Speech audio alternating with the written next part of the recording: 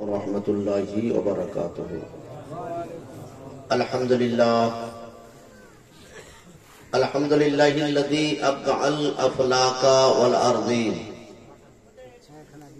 वस्सलातु वस्सलामु अला मन कान नबिय्यन व आदमु बैनल माइ वत्तीन व अला आलिहि व अस्हाबिहि अजमईन अम्मा बाद फ़अऊज़ु बिल्लाहि मिनश शैतानिर रजीम बिस्मिल्लाहिर रहमानिर रहीम इन्नल अबरार लफ़ी नईमिन व इन्नल फुज्जार लफ़ी जहीम सदक़ल्लाहुल अज़ीम व सदक़ रसूलुहुन नबियुल आमिनुल करीम वनहनु अला ज़ालिका लमिनश शाहिदीन वश्शाकिरीन वल्हम्दुलिल्लाहि रब्बिल आलमीन। औ कमा क़ाल अल्लाहु तबारक व तआला फ़ी कलामिहिल मजीद व ख़िताबिहिल क़दीम फ़ी शान रसूलिहि व हबीबिहि व नबिय्यिहि व अमीनिहिल करीम इन्नल्लाहा व मलाइकतहु युसल्लूना अलन नबी या अय्युहल्लज़ीना आमनू सल्लू अलैहि व सल्लिमू तस्लीमा।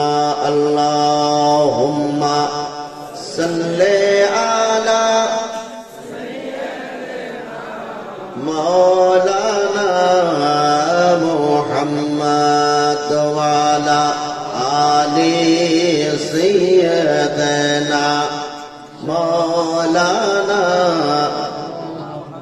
चाँद सुंदर फूल सुंदर ओ अर्ज सुंदर मदीना। चाँद सुंदर फूल सुंदर अर्ज सुंदर मदीना। तार চেয়ে অধিক সুন্দর তার চেয়ে বেশি সুন্দর আমার নবীজির পাসিনা। আল্লাহুম্মা সাল্লি আলা সাইয়্যিদিনা মাওলানা মুহাম্মদ ওয়া আলা आलि सय्यदना। सूरजेर किरणे चाँदेर ज्योतिते मोर नबीजिर छाया पड़तो ना। सूरजेर किरणे चाँदेर ज्योतिते मोर नबीजिर छाया पड़तो ना। और दयाल नबीजी पाक बदने आमार नबीजी पाक बदने ओगो मशा माछी बसतो ना। अल्लाहुम्मा सल्ले अला मौलाना मुहम्मद व अला आलि सय्यदना मौलाना मुहम्मद सल्लल्लाहु ताला अलैहि वसल्लम। ब्रदर इस्लाम आज के पीराने पीर रोशन जमीन सैयदना शाह मुहिउद्दीन अब्दुल कादिर जिलानी गिलानी बगदादी बड़ पीर রাদিয়াল্লাহু তাআলা আনহু স্মরণে তিনার ফাতিয়া উপলক্ষে এই রাউতড়া গ্রামের কিছু যুবকবৃন্দ এবং মুসল্লি এবং সকলের সহযোগিতা নিয়ে এই পাক মজলিস অনুষ্ঠিত করেছেন। মাশাআল্লাহ আলহামদুলিল্লাহ আমরা সকলেই আল্লাহ পাকের মেহেরবানিতে এখানে উপস্থিত হতে পেরেছি। তাই আল্লাহ পাকের প্রশংসা আদায়ের উদ্দেশ্যে উচ্চ স্বরে মা বোনেরা আসতে বলুন, আপনারা সকলেই জোরে বলুন আলহামদুলিল্লাহ। তারপরে পরে শত কোটি দুরুদ ও সালাম বর্ষিত হোক আমার আপনার কুল কায়নাত তথা সারা বিশ্ব জাহানের যিনি নবী নবীদের নবী যিনি पैगंबर आदम रहबर आदम शहनशाह जीवकार नाइब परवरदिगार জনাবে মুহাম্মদুর রাসূলুল্লাহ সাল্লাল্লাহু তাআলা আলাইহি ওয়াসাল্লামের উপর বলুন আল্লাহুম্মা আমিন। গাউসে পাকের শান মান মর্যাদা তার সম্পর্কে ইনশাআল্লাহ কিছুটা আলোচনা তুলে ধরব, যতক্ষণ আপনারা ধৈর্য ধরে শুনবেন। হাদিস পাকের মধ্যে আমার রাসূল পাক বলেন, ইনদা যিকরিস সালিহিন তানজালুর রাহমা। আল্লাহর নেক বান্দাদের কথা যেখানে আলোচনা হয়, আল্লাহ ভালো বান্দাদের কথা যেখানে আলোচনা হয়, সেখানে আল্লাহর রহমত অবতীর্ণ হয়, সেখানে আল্লাহ পাকের দয়া পাওয়া যায়। তো আজকের এই মজলিসে দুনিয়ার কোন নেতা নয়, কোন রাজনৈতিক নেতা নয়, কোন পার্টির নেতা নয়, আজকে এই মজলিসে জিনার আমরা সম্পর্কে শুনব, তিনাকে বলা হয় মাহবুবে সুবহানী, তিনাকে বলা হয় মাহবুবে ইয়াজদানী। মাহবুবে সুবহানী মানে তিনি হচ্ছেন আল্লাহ বন্ধু, মাহবুবে ইয়াজদানী মানে তিনি হচ্ছেন আল্লাহ বন্ধু। তাই তিনার সম্পর্কে ইনশাআল্লাহ আপনারা যদি কিছুক্ষণ ধৈর্য ধরে বসে থাকেন তো আলোচনা তুলে ধরব, কিন্তু তার আগে আমার রাসূল পাকের শানে নাতে রাসূলের কয়েকটা লাইন পাঠ করব, তারপরে আলোচনার দিকে আস্তে আস্তে আমি এগিয়ে যাব। একবার জোরে সোরে দরুদ শরীফ পড়ুন। আল্লাহুম্মা সাল্লি আলা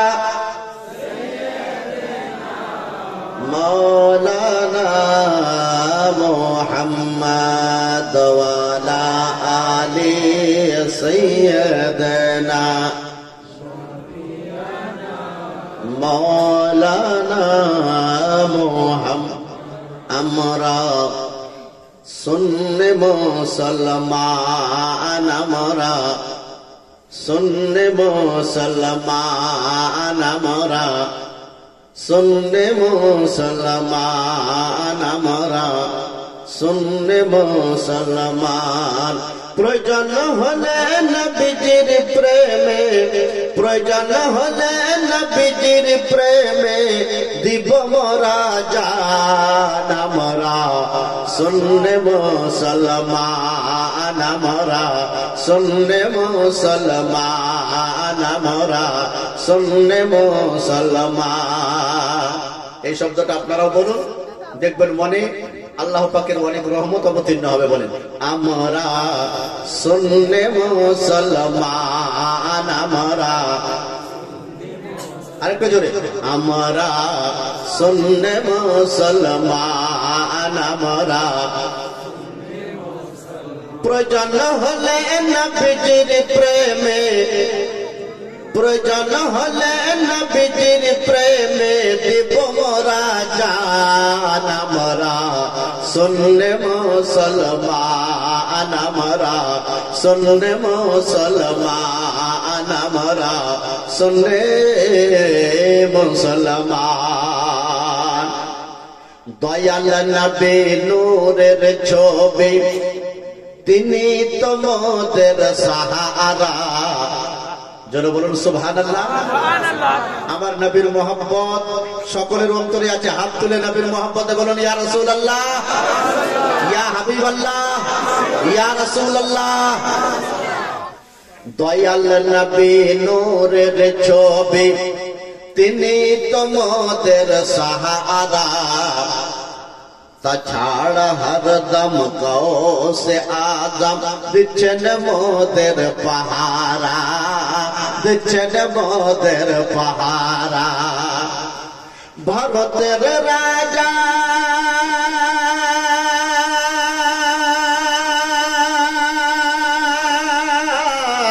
ভারতের রাজা আজমের খাজা, ভারতের রাজা আজমের খাজা, মোদের পুতে গাহবান। আমরা সুন্নে মুসলমান, আমরা সুন্নে মুসলমান, আমরা সুন্নে মুসলমান। প্রত্যেকটা জাতির একটা পরিচয় হয়, প্রত্যেকটা দেশের একটা পতাকা হয়। পাকিস্তানের পতাকা দেখতে পাই, ভারতের পতাকা আমরা জানি কেমন হয় আমার দেশ, বাংলাদেশের পতাকাও দেখতে পাই, আমেরিকার পতাকা লাল লাল একবারে দেখতে পাই, ডেঞ্জার। তো প্রত্যেকটা জিনিসের একটা পরিচয় আছে।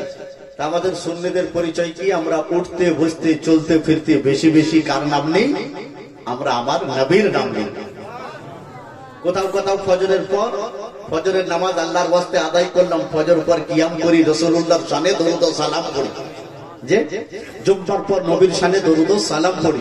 তো সুন্নি মুসলমান একটা পরিচয় এটাই বহন করে।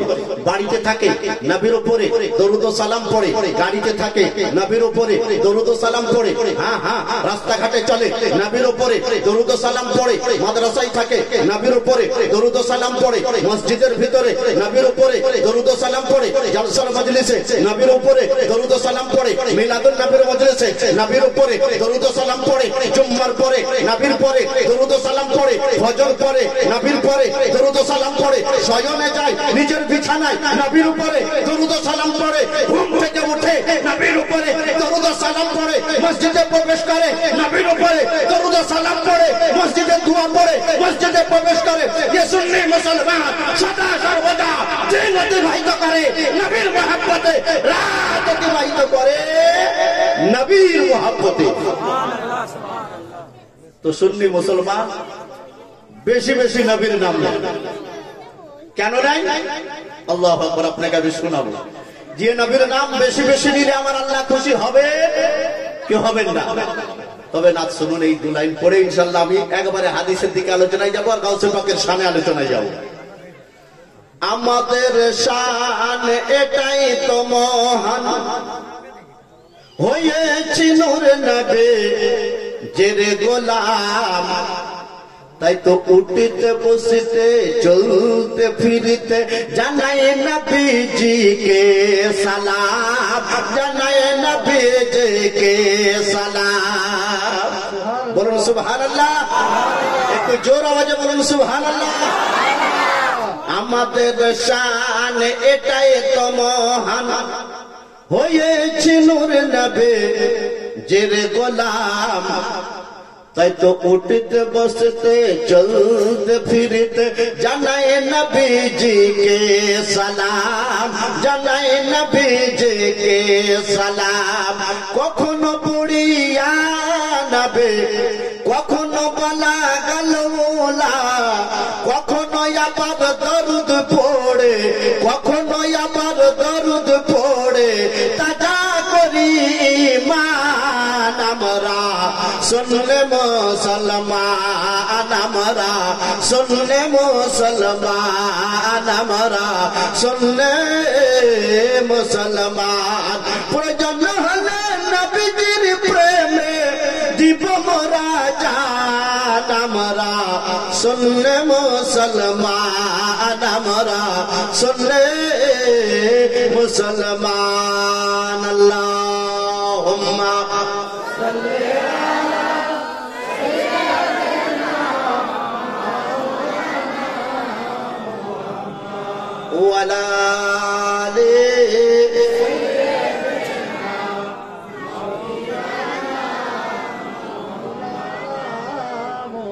সাল্লাল্লাহু তাআলা আলাইহি ওয়াসাল্লাম। দেখুন আমাদের বাংলায় একটা প্রবাদ বাক্য আছে যে যদি শিল্পের প্রশংসা করা হয় তাহলে তাতে শিল্পীর প্রশংসা হয়ে যায়। আপনাদের এখানে একটা পাথরের শিল্প আছে, যে যদি বলা হয় এই পাথরটা খুব ভালো, তো পাথরের যে ক্যাসার মালিক তার প্রশংসা হবে না? হ্যাঁ হবে না? কোন মা একটা ক্যাঁথাতে খুব সুন্দর ফুল এঁকেছে, বলছে ফুলটা খুব সুন্দর হয়েছে, ওই মা দুঃখ পাবে, কান্না করবেন না খুশি হবে? খুশি হবে। রাউতাড়ার মসজিদ খুব সুন্দর, মসজিদের কমিটি সেক্রেটারি মসজিদের মুসল্লিরা দুঃখ পাবেন না খুশি হবে? খুশি হবে। হ্যাঁ, একে বলে কি শিল্পের প্রশংসা করলে শিল্পী খুশি হয়। মসজিদ তৈরি করেছে মুসল্লিগণ গ্রামবাসী, এই মসজিদের প্রশংসা আমি করছি তো বলছে মুফতি সাহেব মসজিদের আমাদের খুব নাম করছে, হ্যাঁ আমরা খুব খুশি আনন্দিত। কোন মা আমাদেরকে ক্যাথা ভালো দিয়েছেন, বুঝতে ক্যাথাটা কি সুন্দর ফুল হয়েছে, মা যদি একটু শুনেছেন তো বলবে মুফতি সাহেব আমার ক্যাথার ফুলের খুব সুনাম করেছেন, খুশি হবে, তাই না? একেই বলে শিল্পের প্রশংসা করলে শিল্পী খুশি হয়, শিল্পের প্রশংসাতে শিল্পীর প্রশংসা ভরা থাকে। এই যে আমরা বেশি নবী নবী করি, বলছে নবী নবী করবা না আল্লাহকেও ডাকবে। হ্যাঁ, আরে নবী বড় না আল্লাহ বড়?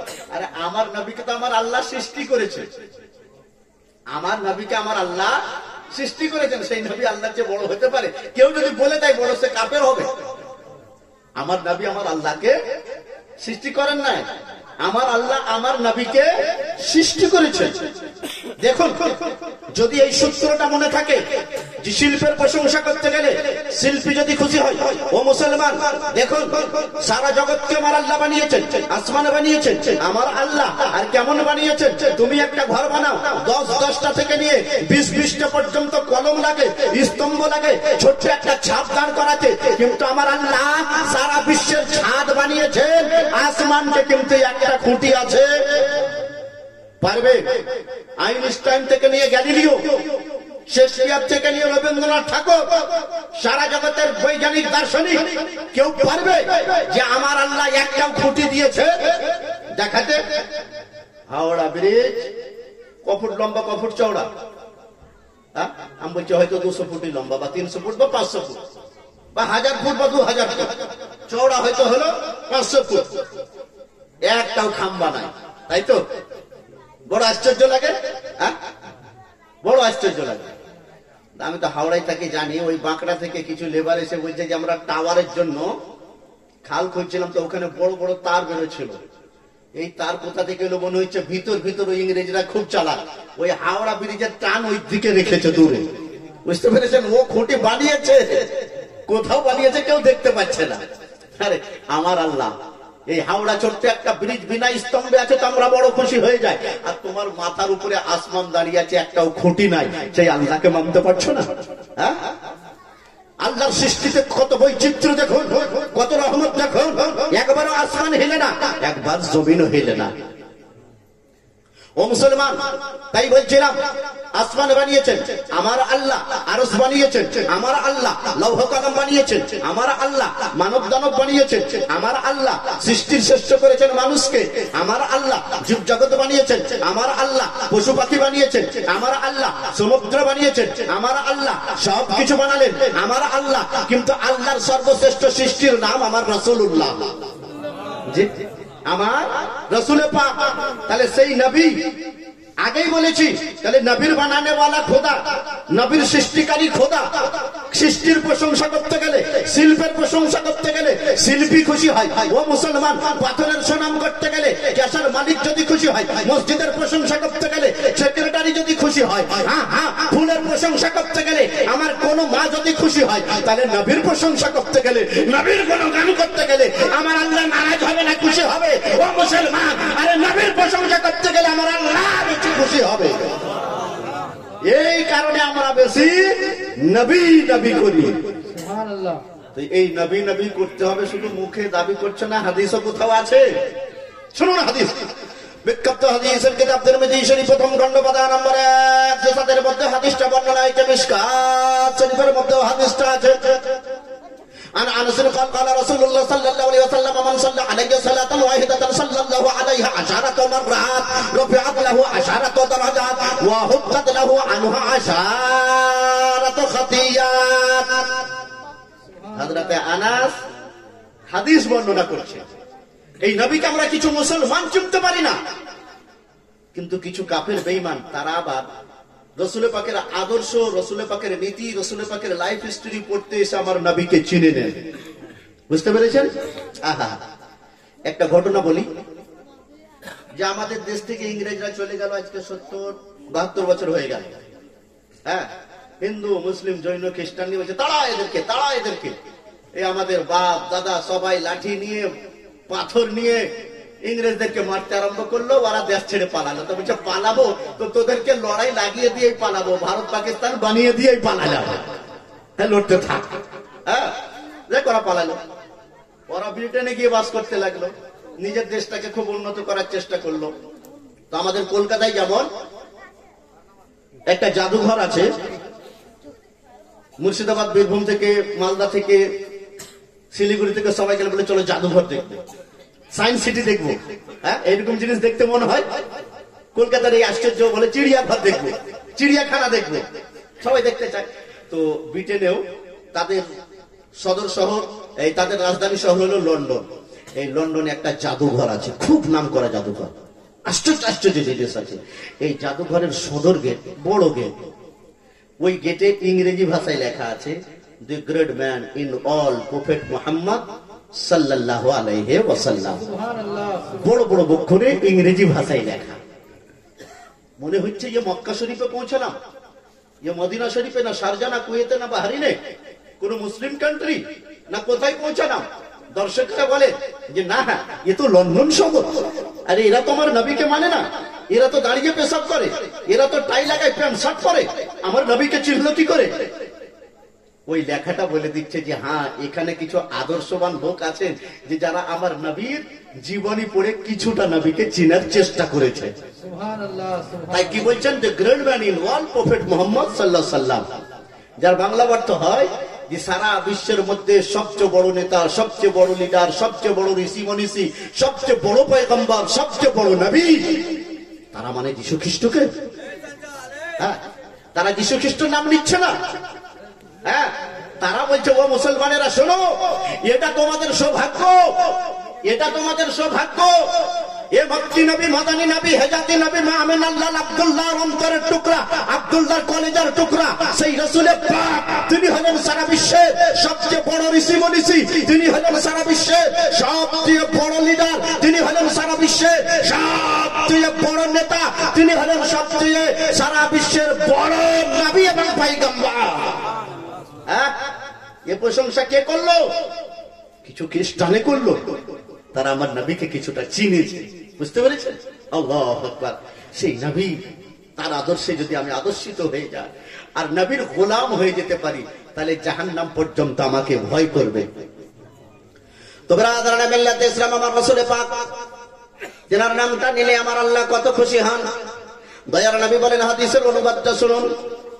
রাসূল পাক আমার বলেন, মান সাল্লা আলাইয়া সালাতান ওয়াহিদাতান, কোন মুসলমান যদি আমার উপরে একবার দরুদ শরীফ পড়ে, কতবার বললাম? কতবার বলেছেন নবী আমার? একবার, সাল্লাল্লাহু আলাইহি ওয়াসাল্লাম। খুব ভালো দরুদ। অনেকে বলে দরুদে ইব্রাহিম পড়বে, অন্য দরুদের হাদিসে কোনো অস্তিত্ব নাই।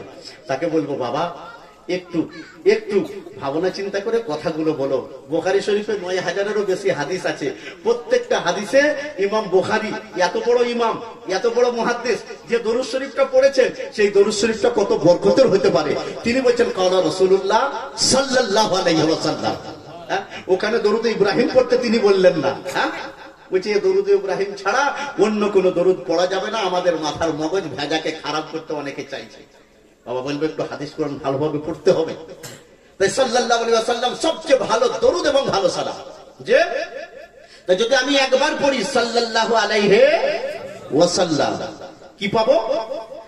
আমার আল্লাহর অফার দেখুন। আপনাকে আমাকে সিউড়ি, রামপুরহাটের কোন কাপড়ের কোম্পানিরা অফার দেয় যে একটা প্যান্ডে একটা ফ্রি, একটা জামাতে একটা জামা ফ্রি, হ্যাঁ, একটা শাড়িতে একটা ব্লাউজ ফ্রি। কিন্তু এ ফ্রি বাবার ঘর থেকে দিবে? কোথা থেকে দিবে? আপনার মাথা থেকে নিয়ে। হ্যাঁ, প্যান্টের দাম লাগলো 900 টাকা, আর যে ফ্রি দিচ্ছে সেটার দাম 200, আর যেটা বিক্রি করছে ওর দাম 400। মানে আপনার কাছে 600 টাকা নিল, আপনার কাছে আপনাকে 600 টাকা দিল, আর নিল আপনার কাছে 900 টাকা। বুঝতে পেরেছেন? এ ভাওতা দিয়ে বলছে তোমাকে একটা ফ্রি দিলাম। হ্যাঁ, ইয়া আমাকে যে অফার দেয়, ইয়া আমার মাথা থেকে দেয়। কিন্তু আমার আল্লাহ কত মেহেরবান। নবী আমার বলেন, মান সাল্লা আলাইয়া সালাতান ওয়াহিদা, কোন মুসলমান, কোন আমার উম্মতি যদি আমার উপরে একবার দরুদ শরীফ পড়ে, তো আল্লাহ তাআলা তার আমলনামায় 10টা নেকি লিখে দেয়। জোরে বলুন। এ নবীর আশিক চুপ থাকতে পারে না, নবীর নামে এত বরকত। তাই তো বিদ্রোহী কবি কবি নজরুল ইসলাম বলেন, মোহাম্মদ নাম যতই জপি ততই মধুর লাগে, মোহাম্মদ নাম যতই জপি সাল্লাল্লাহু আলাইহি ওয়াসাল্লাম ততই মধুর লাগে, ওই নামে যে এত মধু কে জানি দয়াগে মোহাম্মদ নাম যতই জপে সাল্লাল্লাহু আলাইহি ওয়াসাল্লাম। ও মুসলমান, তাই আমার নবী বলেন যে আমার উপরে যদি একবার দরুদ শরীফ পড়ে নাও ও মুসলমান, তোমার আমলনামায় আমার আল্লাহ 10টি নেকি লিখে দেন। আর অফারটা শুধু এখানেই শেষ নয়, নবী গো আর কি পাওয়া যায়? তা বলছে রূপে আতলাহু আশারাত দারাজাত, বলছে তার 10টি আসনকে বাড়িয়ে দেওয়া হয়। কটা জিনিস পাওয়া গেল? একবার দরুদ শরীফ পড়লাম, কটা পাওয়া গেল? 10 10 20টি জিনিস পাওয়া গেল। অফার এখানে শেষ না, আমার আল্লাহর অফার কত বেহতরিন অফার।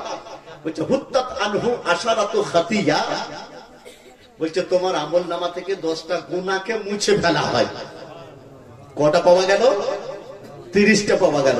পড়েছেন কবার? একবার।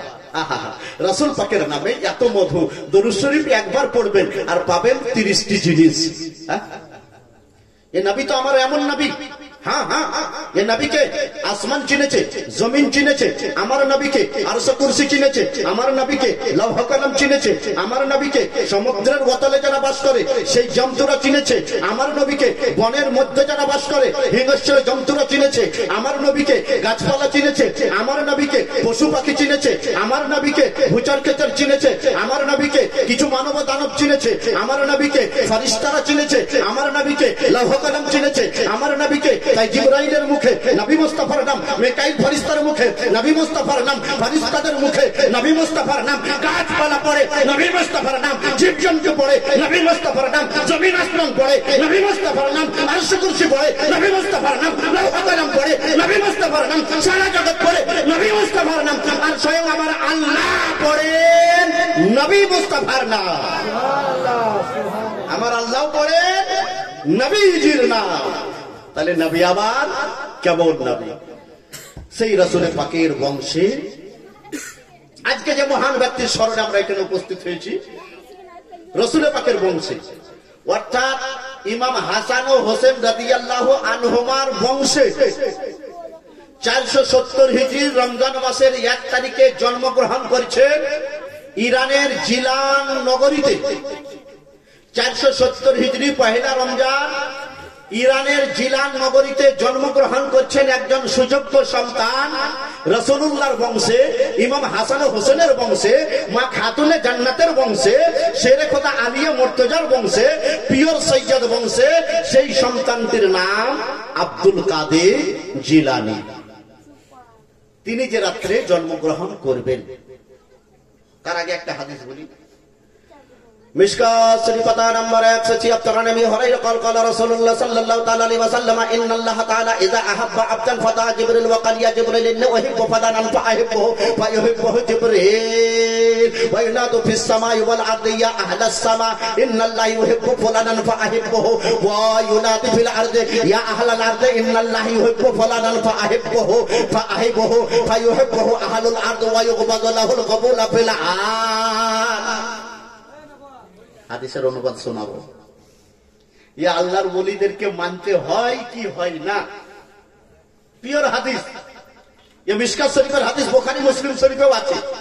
একে জয়ীব বা জাল হাদিস বলে কেটে দেওয়া যাবে না, বুঝতে পেরেছেন?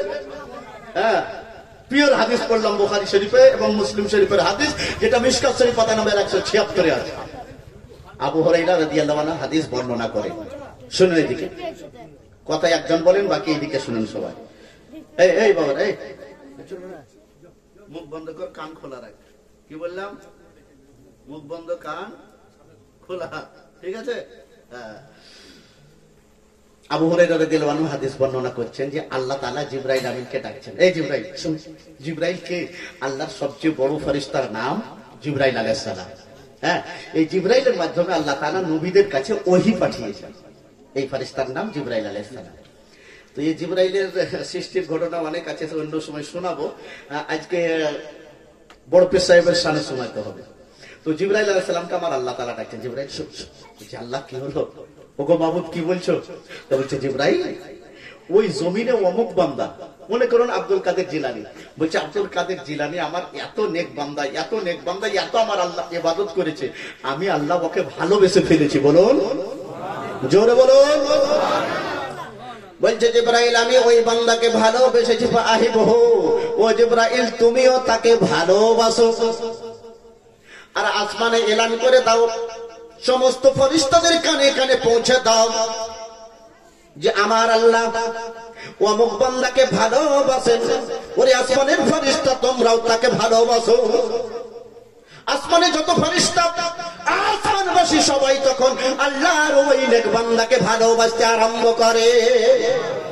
আল্লাহ তাআলা বলছেন, ও জিবরাইল এখানে শেষ নাই, জমিনে যাও, আমেরিকায় যাও, আফ্রিকাতে যাও, ইউরোপ মহাদেশে যাও, আফ্রিকা মহাদেশে যাও, চাইনাতে যাও, অন্যান্য মহাদেশে যাও, সমস্ত জমিনে এলান করে দাও, সারা জগতে এলান করে দাও আল্লাহ তাআলা অমুক বান্দাকে ভালোবাসেন, আল্লাহ তাআলা অমুক বান্দাকে ওলি বানিয়েছেন, আল্লাহ তাআলা অমুক বান্দাকে আমাদের চলতি ভাষায় পীর বানিয়েছেন।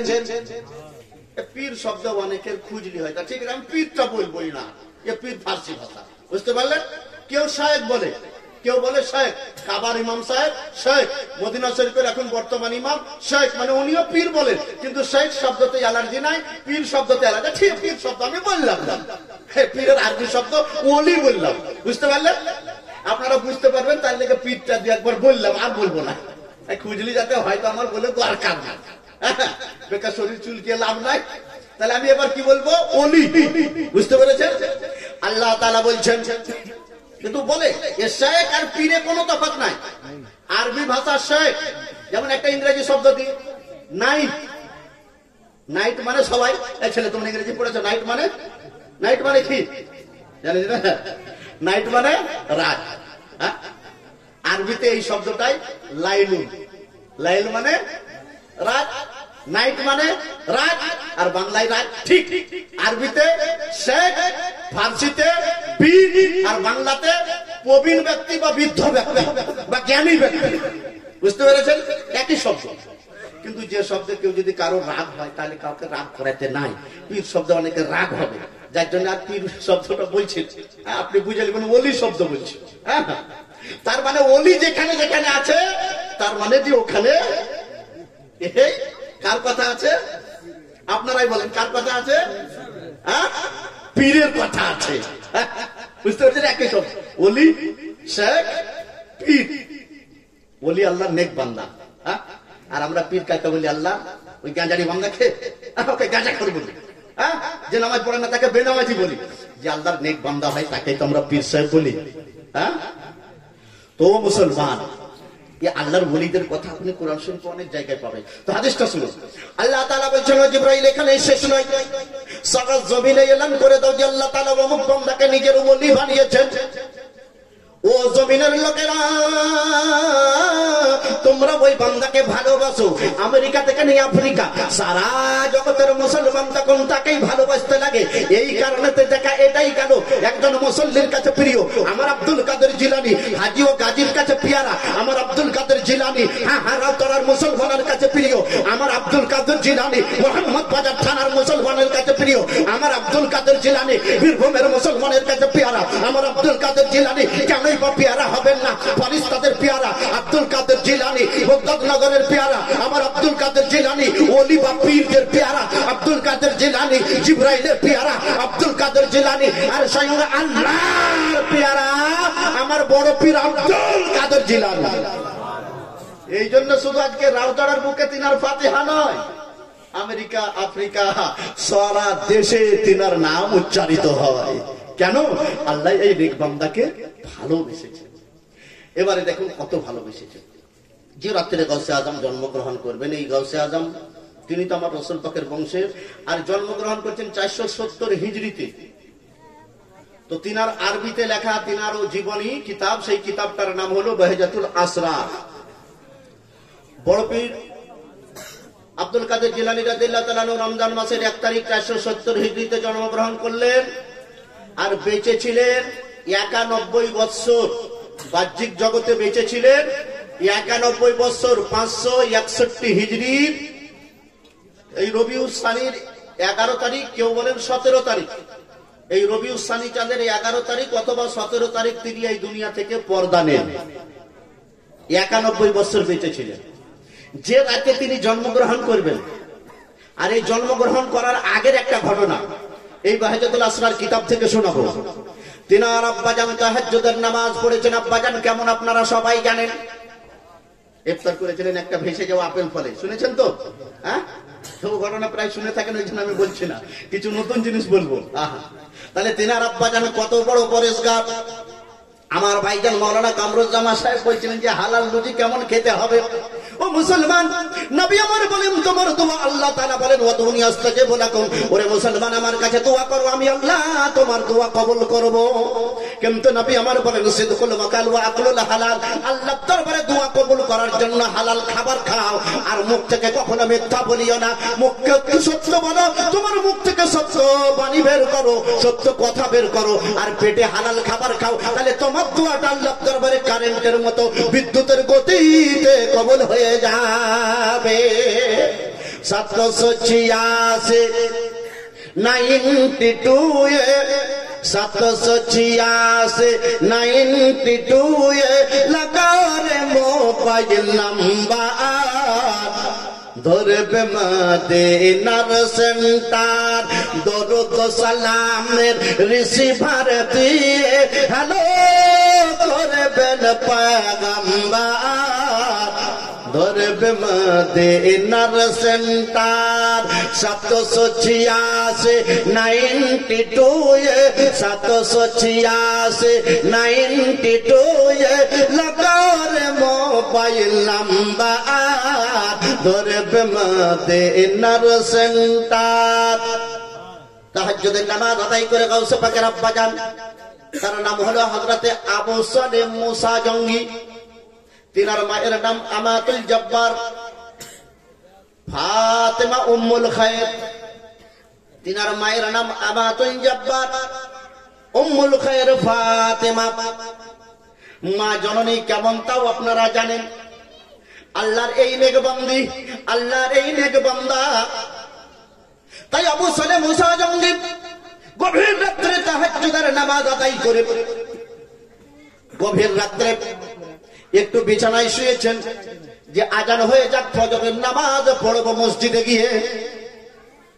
নবী আমার বলেন ওরে মুসলমান, যদি আল্লাহর পেয়ারা হতে চাও সাল্লু আন-নাস নিয়াম। তোমার গ্রামে সবাই ঘুমিয়ে গেছে, তোমার শহরে নিশুতি হয়ে গেছে, আর কেউ জেগে নাই। এখন তোমার ইবাদত দেখার জন্য কেউ নাই, কেবলমাত্র একজন জেগে আছেন, তিনি হলেন আমার সেই মহান আল্লাহ। বলতে যাই নামাজ বিছিয়ে তোমার নামাজ পড়ো, সাল্লু আন-নাস নিয়াম। সবাই ঘুমিয়ে গেছে, তুমি নামাজ পড়তে আরম্ভ করো।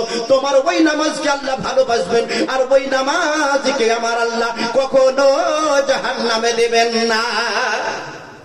দিনের বেলায় খুব টুপি লাগিয়ে চকচকা জামা পরে নামাজ পড়তে গেলাম, মনে একটা হয়তো অহংকার আসতে পারে যে লোকে আমাকে নামাজি বলুক, আসতে পারে তো। কিন্তু ওই রাতের নামাজ কেউ দেখতে পাবে না। কে দেখবেন? আমার যে আল্লাহর জন্য নামাজ পড়লাম তিনিই দেখতে পাবেন। তাই বলে দিনের 5 ওয়াক্ত নামাজ পড়া ছাড়বেন না। নামাজটা পড়া ফরজে আইন, পড়তেই হবে। নামাজ কখন ফরজ হয় আমাদের উপর আমরা জানি? এই বুড়া বয়সে, বুড়া বয়সে মাগো সৎ হয়।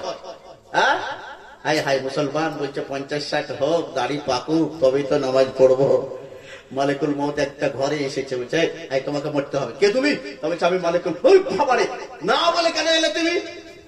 না বলে কেন এলে? সবাই তো বলে আসে। আর এখন তো ফোনের যুগ। মালিকুল মউত যদি বলে আমি মালিকুল, মায়ের বেলা লাঠি নিয়ে মুসা আলাইহিস সালামের কাছে মালিকুল মউত এসেছিলেন। মুসা আলাইহিস সালাম এক থাপ্পড় মেরেছিলেন। ফাওয়াকাযা মুসা আলাইহিস সালাম ফি আইনি, যখন তার চেহারায় মালিকুল মউতের চেহারায় এক থাপ্পড় মেরেছিল, তো মালিকুল মউতের ডান দিকের চোখটা কানা হয়ে গেছিল। আল্লাহ পাকের দরবারে কাল্লা, এমন লোকের কাছে তুমি পাঠালে যে মৃত্যুর কথা শুনে আমার চোখে থাপ্পড় মারলো। বলছে আমার এই মুসা আলাইহিস সালাম বড় জ্বালানি। শুনো, আবার যাও। বলছে না আল্লাহ, আমি আর যাবো না। এই এমন লোকের কাছে তুমি পাঠালে আমাকে এক চড় মারলে এক চোখ কানা হয়ে গেল। আল্লাহ তাআলা নিজের কুদরতে হাত লাগিয়ে দিলেন, চোখ ঠিক হয়ে গেল। বলছে আচ্ছা শুনো, এবার যাও, একটা প্রস্তাব নিয়ে যাও আমার নবীর কাছে। কেমন আমার নবী? যেমন জালালি সেই রকম মেহেরবান, সেরকম দয়ালু দেখবে। বলছে এবার যাও, যে বলো আসসালামু আলাইকুম। মালিকুল মউতকে বলছে আসসালামু আলাইকুম। যে ওয়ালাইকুম সালাম, কে তুমি? তবে আমি মালিকুল মউত। আবার এসেছো, কি করতে বলো? তা বলছে না, আপনার মউত দিতে আমি এখন আসিনি। আপনি আপনার এই গ্রামে যদি কোনো একটা ছাগল থাকে তো তাকে নিয়ে আসেন, আর ওই ছাগলের লোমের নিচে আপনি হাত দেন, চামড়াতে হাত দেন, যতগুলা লোম আপনার হাতের নিচে আসবে আপনি গুনেন। আল্লাহ তাআলা বলছেন যে যতটা লোম আপনার হাতে আসবে তত বছর আল্লাহ তাআলা আপনার হায়াত বাড়িয়ে দিলেন। বলছে তারপর মরতে হবে। তা বলছে রে মালিকুল মউত, আমি মরার ভয়ে তোমাকে মারিনি, আমি তো আমার আল্লাহকে দেখতেই চাইছিলাম। তুর পাহাড়ে গিয়ে আমার আল্লাহকে দেখতে চেয়েছিলাম। মরতেই যদি হয়, আর তোমাকে আল্লাহ তাআলা নির্দেশ দিয়েছেন আমার মউত তুমি নিয়ে নাও, একটু তোমাকে আসতে হয়তো আমাকে সালাম দিয়ে বলতে হয়তো মুসা আলাইহিস সালাম তোমার মউত নিয়ে আমি এসেছি, তুমি একটু এসেছিলে একটু অন্যভাবে, যার জন্য আমি জ্বালানি তো আমার রাগ হয়েছে। বলছে আল্লাহ গো, তুমি তো ঠিকই বলেছিলে, ইয়ে যত রাগী তত মেহেরবান তত দয়ালু। বলছে মালিকুল মউত, আমি ওযু করিনি, আমি কলেমা পড়িনি, তুমি আমার মউত দিয়ে দিবে। আল্লাহওয়ালা মউতকে ভয় করে না, বুঝতে পেরেছেন?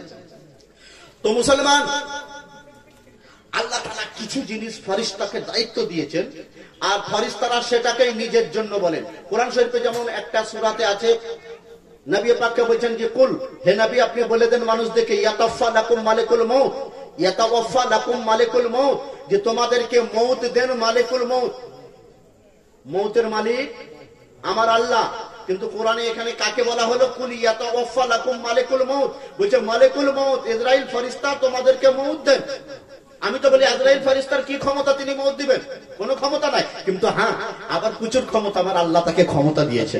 হ্যাঁ, যে আমার আল্লাহ তাকে, তাহলে মউতের মালিক আমার আল্লাহ, কিন্তু তাকে ক্ষমতা দিয়েছেন বলে তার দিকে মানে ইশারা করে দেওয়া হলো যে তোমাদেরকে মউত দিচ্ছে মালিকুল মউত। আরেকটা ঘটনা বলি, সূরা মারিয়াম কোরআন পাকের খুব মশহুর সূরা।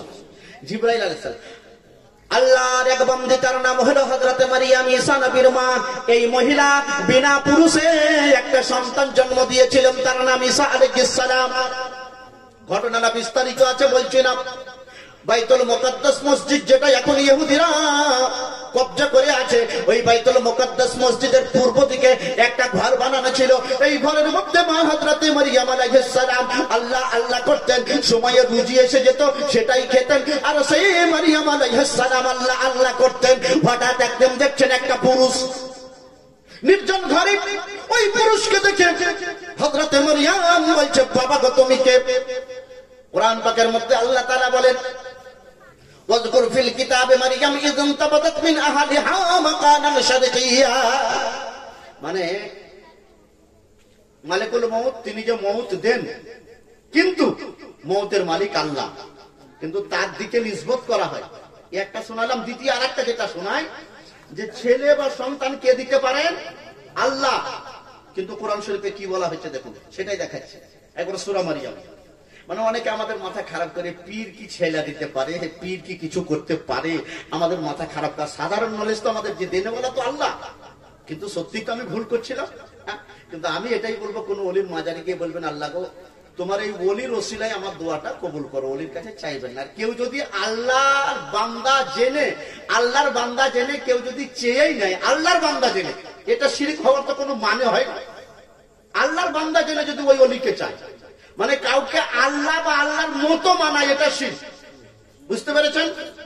কোন পীরকে, বাপকে, দাদাকে, কাউকে আল্লাহর মতো মেনে নেওয়া, নিশ্চয়ই আপনি আব্দুল কাদের জিলানীকে আল্লাহ জেনে বা আল্লাহর মতো জেনে যদি চান, শিরক হয়ে যাবে। দাতা মাহবুব শাহ পাথরচাপড়ির মাজারে গিয়ে যদি তিনাকে আল্লাহ বা আল্লাহর মতো জেনে চান তো শিরক হয়ে যাবে। কিন্তু আল্লাহর নেক বান্দা জেনে, আমি তো বলবো বেহতর তরিকা আমাদের ওলামা এটাই শিক্ষা দেন, ওই আল্লাহর ওলিকে ওসিলা বানান আর চাইবেন আল্লাহর কাছে, দেনেওয়ালা আমার আল্লাহ।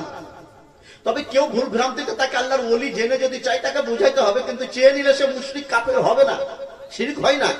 কোন সংজ্ঞায়? শিরকের সংজ্ঞা আমরা এটাই পেরেছি। সারা আকাইদ বলে একটা বিখ্যাত কিতাব, সেই কিতাবের মধ্যে বলা হচ্ছে আশ-শিরকাতু ফিল উলুহিয়্যা ফাহুয়া শিরকুন, মানে আল্লাহর মতো কাউকে মানা, আল্লাহর মতো আল্লাহর জাত ও সিফাতে কাউকে অংশীদার মানা, এর নাম শিরক। আবার শিরক তিন ধরনের হয়, শিরক ফিল ওজুদ, শিরক ফিল ফেল, শিরক ফিল সিফাত। কিন্তু এর মধ্যে কোনটাও পাওয়া গেল না। তাহলে কথায় কথায় শিরক বললে হবে না। আর এই শিরককে বাংলায় আবার একবারে রূপ চেঞ্জ করে কথা বলছে, এটা শিরক, এটা বেদাত। এই আরবি শব্দ শিরিককে নিয়ে চলে আসা হলো সেরেকে, বেদাত শব্দ আরবি তাকে নিয়ে চলে আসা হলো বেদাতে। বুঝতে পারলেন? এই শব্দগুলোরও হুলিয়া আর শব্দগুলোরও একবারে যে অবস্থান ছিল সেটাও চেঞ্জ করে দেওয়া হলো। তো শিরক আর বেদাত খুব নোংরা জিনিস, এই জিনিস থেকে বেঁচে থাকতে হবে। তবে বেদাত দুই ধরনের হয়, একটা ভালো বেদাত, একটা খারাপ বেদাত। খারাপ বেদাত থেকে বেঁচে থাকতে হবে। আর শিরক যদি আপনি করেন কখনো জান্নাতে যাবেন না, শিরক থেকে বেঁচে থাকতে হবে। এ ভয়ঙ্কর সবচেয়ে হিন্না শিরক আল্লাহ যুলগুন আযীম। কিন্তু আল্লাহর ওলিকে মানা, কোন পীর মুর্শিদকে আল্লাহর বান্দা জেনে মানা, বাপকে বাপ জেনে মানা, আর আমার রাসূলের পাককে আল্লাহর মাহবুব, আল্লাহর হাবিব, আমার নবী জেনে মানা, এটা তো আল্লাহকে পাওয়ারই তরিকা একটা। এটা কখনো শিরক হতে পারে না। তবে শুনুন, হযরত মারইয়াম আলাইহিস সালামের ঘটনাটা আল্লাহ তাআলা বর্ণনা করেছেন, আযকুর ফিল কিতাবে মারইয়াম জিনতাবাদ মিন আহলিহা মাকানান শারকিয়্যা।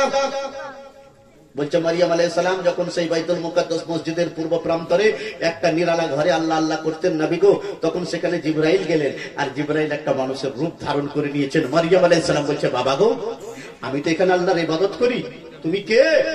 তা বলছে, ইন্নামা আনা রাসূল রাব্বিক লিআহাবা লাকা গোলামান যাকিয়্যা। বলছে মারইয়াম তুমি কোনো ভয় করিও না, ফাতামাসসালা লাহা বাশারান সাবিয়্যা। হযরত জিবরাইল আলাইহিস সালাম নূরের তৈরি, কিন্তু মানব রূপ ধারণ করে মানুষ সেজে হযরত মারইয়ামের ঘরের মধ্যে নির্জনে প্রবেশ করেছে। বিবি মারইয়াম বড় সতী, তিনাকে দেখে আতঙ্কিত হয়ে গেলেন, ভয় পেয়ে গেলেন। আল্লাহ গো, এ কোন বান্দা? তখন বলছে, ভয় করো না, ইন্নামা আনা রাসূল রাব্বিক, আমি তোমার আল্লাহর পাঠানো একজন ফেরেশতা। বলছে, কেন এসেছো বাবা? তা বলছে, ইন্নী আহাবুল্লাকে গোলামান যাকিয়্যা। কোরআন পাকের এই আয়াতটা বোঝার চেষ্টা করতে হবে। জিবরাইল আলাইহিস সালাম বলছে, ইন্নী আহাবু, ওয়াহাবা ইয়াহিবু, ফেলে একবারে ফেল, ওয়াহাবা ইয়াহিবু, ইয়াহিবু থেকে ওয়াহিদ মুতাকাল্লিমের সিগা আহিবু, मैं হেবা করতা হুঁ ইয়া করুঙ্গা, আমি তোমাকে উপঢৌকন দিচ্ছি বা দুবো, আমি তোমাকে দিচ্ছি বা দুবো। এর মানে হয় জিবরাইল আলাইহিস সালাম কি বলছে, ইন্নী আহাবু লাকে গোলামান যাকিয়্যা। বলছে, ও মারইয়াম, তোমার এই নির্জন ঘরে আমি এই জন্য এসেছি, তোমাকে একটা পুত্র সন্তান আমি দেবো। কোরআন পাক শিক্ষা দিবে? হ্যাঁ, কোরআন আর আমার নবী সমাজকে গড়তে এসেছেন, সমাজকে ভাঙতে নয়।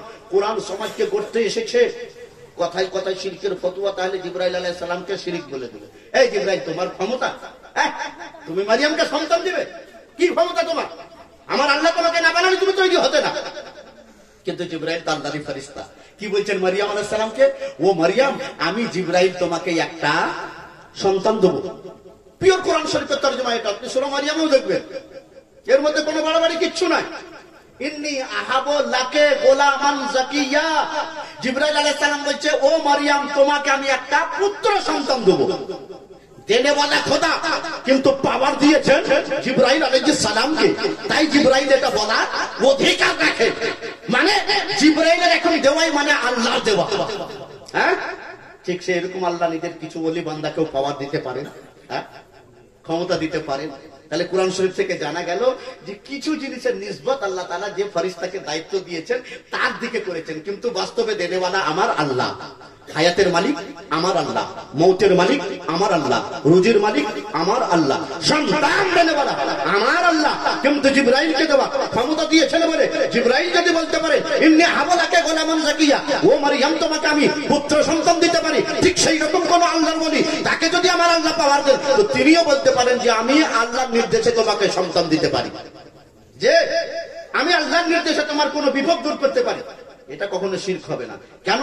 আল্লাহ তাআলা ফেরেশতাদেরকেও যেমন ক্ষমতা দেন, কিছু নেক বান্দাকেও আল্লাহ তাআলা কিছু অধিকার দেন, কিছু ক্ষমতা দেন। আর সেই নেক বান্দাদের মধ্যে কোন বান্দা ছিলেন? আব্দুল কাদের জিলানী রাহমাতুল্লাহ আলাইহি। কেমন আল্লাহর নেক বান্দা শুনুন। তাহাজ্জুদের নামাজ পড়ে তিনার আব্বাজান শুয়েছেন, ভাগ্য সুপ্রসন্ন হয়ে যাচ্ছে। তিনার আব্বাজান দেখছেন স্বপ্নের মধ্যে আমার আকা আমার রাসূলের পাক চলে এসেছেন। নবী আমানে বলেন, মান রানি ফিল মানাম ফাকাদ রাআল হক ফা ইন্না শাইতানা লা ইয়াতামাসসালু বি। দয়ার নবী বলেন, স্বপ্নে যদি কেউ আমাকে দেখে বাস্তবে সে নবীকে দেখলো, কেননা শয়তান আমার রূপ ধারণ করতে পারবে না। হযরত আবু সালেহ মুসা জঙ্গি আমার নবীজিকে দেখে দুরূদ ও সালাম পড়তে লাগলেন আর বলছেন, নবী গো, আজকে গরিবের বাড়িতে কেন পদার্পণ করেছেন? আল্লাহর নবী বলছেন, ইয়া আবা সালেহ, ইন্নাল্লাহা কাদ আতাকা ওয়ালাদান সালিহান ওয়া হুয়া মাহবুবি ওয়া মাহবুবুল্লাহ, সায়াকুনু লাহু শানুন ফিল আউলিয়া কামা শাআনি ফিল আম্বিয়া। আরে বোঝা গেল শিরিক, বিদআত, পীর ওলি মানাটা কেমন ভাবে হবে। বিস্তারিত কিছু আলোচনা করেছি, আরো শুনুন, বুঝতে পারবেন। কথায় কথায় শিরক বিদআতের ফতোয়া দেওয়া ঠিক নয়, জানতে হবে, তারপর দিতে হবে। কারণ শিরক বললাম মানে ওই ব্যক্তিকে মুশরিক বানিয়ে দিলাম, মূর্তি পূজারী বানিয়ে দিলাম। আরে কোন মুসলমানকে খুব তাড়াতাড়ি কাফের মুশরিক বলতে নাই, অনেক জানার পর ফতোয়া দিতে হয়। যার জন্য ফতোয়া দিতে 12 বছর মাওলানা পড়লেন, তারপরে 3-4 বছর মুফতি লাইনে পড়তে হয়, তারপরে সে মুফতি হয়। আর সেই একজন মুফতি কলম ধরে ফতোয়া দিতে পারে। আর 4টা বই পড়ে শুধু শিরিক বিদআতের ফতোয়া দিতে হয় না, অনেক কিছু বুঝতে হয় তারপর। কারণ কোন জিনিসের বিশেষজ্ঞ না হয়ে সেই বিষয়ে বেশি আলোচনা করাটাও ঠিক হয় না। কারণ আমি যে বিষয়ে পাণ্ডিত্য অর্জন করেছি সে বিষয়ে কিছু যদি বলি এটাই শোভা পাবে, আর অল্প কিছু জেনে আমি পণ্ডিতের মতো কথা বলবো, ভুল হবে। যার জন্য ফার্সি ভাষায় একটা প্রবাদ বাক্য আছে, নিম হাকিম খতরায়ে জান, আর নিম ডাক্তার খতরায়ে ঈমান। নিম হাকিম খতরায়ে জান, নিম মুল্লা খতরায়ে ঈমান।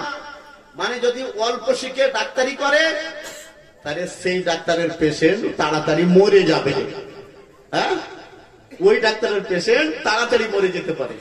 আর বলছে অল্প জেনে কারো ইমানের চিকিৎসা করতে গেলে যে চিকিৎসা করতে যাচ্ছে তার ইমানটাও শেষ, যার চিকিৎসা করতে যাচ্ছে তারও ইমানটা শেষ হয়ে যাবে।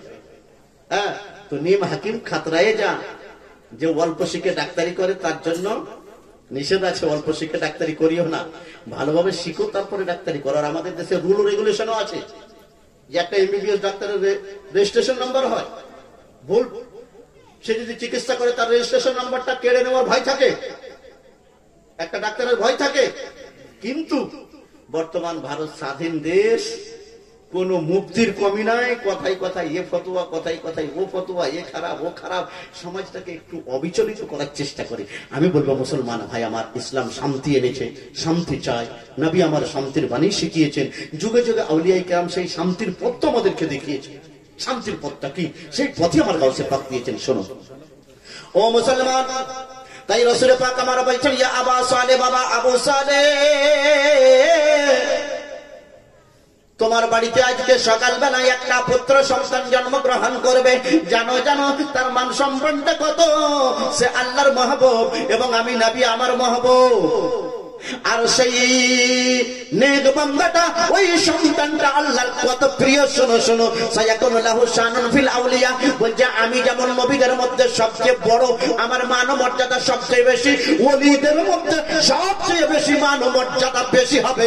তোমার ঘরে আজকে যে পুত্র সন্তানটা জন্মগ্রহণ করবে তা অর্থাৎ নবীজি এসে শুভ সংবাদ দিলে, ও আবু সালেহ মুসা জঙ্গি উম্মুল খায়ের ফাতেমার কোলে যে সন্তানটা জন্ম নেবে সে হবে ওলিদের নেতা, ওলিদের সরদার, ওলিদের রাজা মহারাজ, নামদের সালাম খানে আব্দুল কাদের জিলানী। ওলিদের রাজা মহারাজ, নামদের সালাম খানি আব্দুল কাদের জিলানী। আমার গাউসে আজম মায়ের কাছে বসে আছেন, বড় আদর যত্ন করছেন মা, তারপরে ছুটে পালাচ্ছেন মা গিয়ে ছেলের সঙ্গে খেলা করবেন। মা খেলা করছেন, ছুটে গিয়ে আবার ছেলেকে ধরছেন। একটা জিনিস মনে রাখবেন ও মুসলমান, মাটি আল্লাহর নবী বলছে, মাটি রে, তোমার বুকে যখন আমার উম্মতি আসবে তুমি তো দুই দিক থেকে চাপ দিবে। চিন্তা করুন কি অবস্থা হবে। আজ মাটি আমার পায়ের নিচে, তাই না? আর কাল যদি ইন্তেকাল করে যান তখন আপনি কি দেখবেন? ডানে মাটি, বাঁয়ে মাটি, নিচে মাটি, ওপরে মাটি, চতুর্দিকে মাটি, আপনি মাটিতে ঘেরা, তাই না? মাটি তখন বলবে, এই বন্ধা, কাল তো তোর পায়ের নিচে ছিলাম, যেমন ইচ্ছা চলেছিলে, আজকে দেখতো ঠিকানাটা দেখ। বলবে, ওগো মাটি, ডানে দেখি মাটি, বাঁয়ে মাটি, নিচে মাটি, ওপরে মাটি, এই মাটি ছাড়া আর কিছু নাই। নবী আমার বলেছিলেন, মাটি রে, তুমি তো দুই দিক থেকে চাপ দিবে প্রত্যেকটা মানুষকে, কিন্তু আমার গরিব উম্মতীদেরকে চাপ দিবে কিনা বলো। তখন মাটি বলেছিল, ইয়া রাসূলুল্লাহ, একটা মা নিজের ছেলেকে যেমন চেপে ধরে, মাও হাসে আর ছেলেটাও হাসে, তাই না? হ্যাঁ, চেপে ধরছে মা, ছেলে হাসে। দূর থেকে আপনি মনে করবেন খুব চেপে ধরেছে, কিন্তু মা আদরে ধরেছে, স্নেহ নিয়ে ধরেছে, মায়া মমতা নিয়ে ধরেছে। আর একটা পালোয়ান আর একটা পালোয়ানকে ধরেছে, আর একজন দুর্বল তো আর একজনকে এমন ধরেছে কাট কাট করে, আর হাড় গুলো ভেঙে যাচ্ছে। একটা ধরা, চিৎকার করছে, বাঁচাও বাঁচাও বাঁচাও। নবীকে বলছেন, আমার রাসূলের পাককে মাটি বলছেন, মাটিগো, একটা মা যেমন ছেলেকে চেপে ধরে, তো আমাকে একটু আদর করতে দিবেন। আপনার উম্মতিকে আমি দুই দিক থেকে ওই মায়ের মতো চেপে ধরে একটু আদর করব। জোরে বলো। আমার নবী কেমন ব্যবস্থা করেছেন, বলছে মাটি এই কাজটাই করিও। আর বলছে কাফেরকে ওই পালোয়ানের মতো ধরবো, যেমন একটা শক্তিশালী পালোয়ান দুর্বল পালোয়ানকে ধরে কট কট করে হাড় গুলো ভেঙে যায়। বলছে ওই রকম এই দিকের হাড় ওই দিকে যাবে, ওই দিকের হাড় এই দিকে আসবে। চেপে তো ধরবে, কিন্তু নবীর উম্মতি হয়ে যান, মায়ের মতো যত্ন করে আদর করে ধরবে। আহা, তো মা ধরেছেন, আর ধরে বলতে আব্দুল কাদের তুমি বদমাশ। বলছে মা আমি কে এখনো তুমি চিনোনি। বলছে কেন বাবা? বলছে আমি অবাধ্য নই মা, আমি কে একটু দেখো তো আমার দিকে। বলছে দেখছি তো, তুই তো আব্দুল কাদের। বলছে মা আমি কে শুনবে? তাহলে বস। বলছে বসলাম, লে বল। বলছে মা তোমার পেটে যখন আমি ছিলাম তখন প্রত্যেকটা মা অন্তঃসত্ত্বা হলে একটু খাট্টা খেতে, টক খেতে মন করে। হ্যাঁ, আমরা হোক, তেঁতুল হোক, টমেটো চাটনি হোক, মানে এই টক খেতে মনে করে। মা আব্বাজান গেছিলেন একটু বাইরে, 2-3 দিন আসেনি, তোমার টক খেতে মনে করছিল। তা তুমি তখন চিন্তা করলে যে তাহলে আমাদের যে আঙ্গুর গাছ আছে বাড়িতে, ওই 2-4টা আঙ্গুর ফলই পেড়ে আনি, নিয়ে খাবো, আঙ্গুরটা একটু কেবল বেরিয়েছে, এই আঙ্গুর খুব টক হবে। হ্যাঁ, তা বলছে তুমি আঙ্গুর আনতে গিয়েছিলে, আর আঙ্গুর গাছে গিয়ে তুমি যখন হাতটা তুলবে, ও জননী মা বলো বলো ঠিক করে মনে পড়েছে ঘটনাটা? বলছে হ্যাঁ পড়েছে। বলছে ওই জায়গায় গিয়ে, বলছে তুই কি করে জানলি? বলছে আরো শোনো। বলছে তুই তো তখন দুনিয়ায় আসিস, তুই কি করে জানলি? বলছে আরো শোনো, তুমি আশ্চর্য হবে, আমি আব্দুল কাদের কে তুমি বুঝতে পারবে তখন। বলুন সুবহানাল্লাহ, আল্লাহু আকবার। বলছে মা আরো শোনো, যখন তুমি হাত তুলেছিলে, হাত তোলার সাথে তোমার মাথাটা পা ঘুরতে লেগেছিল কিনা বলো? হ্যাঁ তা তো লেগেছিল। বলছে তুমি দাঁড়িয়ে থাকতে পারছিলে না, ওইখানে বসে গেছিলে, আর ওইখানে বসে গিয়ে তুমি বেহুশ হয়ে গেছিলে। আব্বা জানে সে তোমার মাথায় মা পানি ঢেলে তারপরে ঘরের মধ্যে নিয়ে যাই, তোমার হুঁশ আসে। বলো বলো মা এই ঘটনা হয়েছিল কিনা? বলছে হয়ে তো ছিল, কিন্তু তুই কি করে জানলি? বলছে ওগো আমার জননী মা, ওই আঙ্গুর থোকার ভিতরে, আঙ্গুর থোকায় একটা বিষধর সাপ জড়িয়েছিল জননী মা। তুমি হয়তো দেখতে পাওনি, কিন্তু তোমার পেট থেকে তোমার আব্দুল কাদের জিলানী ওই বিষধর সাপটাকে দেখে নিয়েছিল।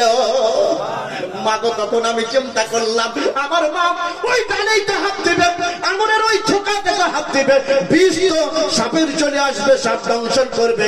তাই মা আমি কি করলাম, তোমার পেটের মধ্যে উঠানামা করতে লাগলাম, তোমার মাথা ঘুরতে লাগলো, আর তোমাকে ওই সাপের আক্রমণ থেকে আমি বাঁচিয়েছিলাম।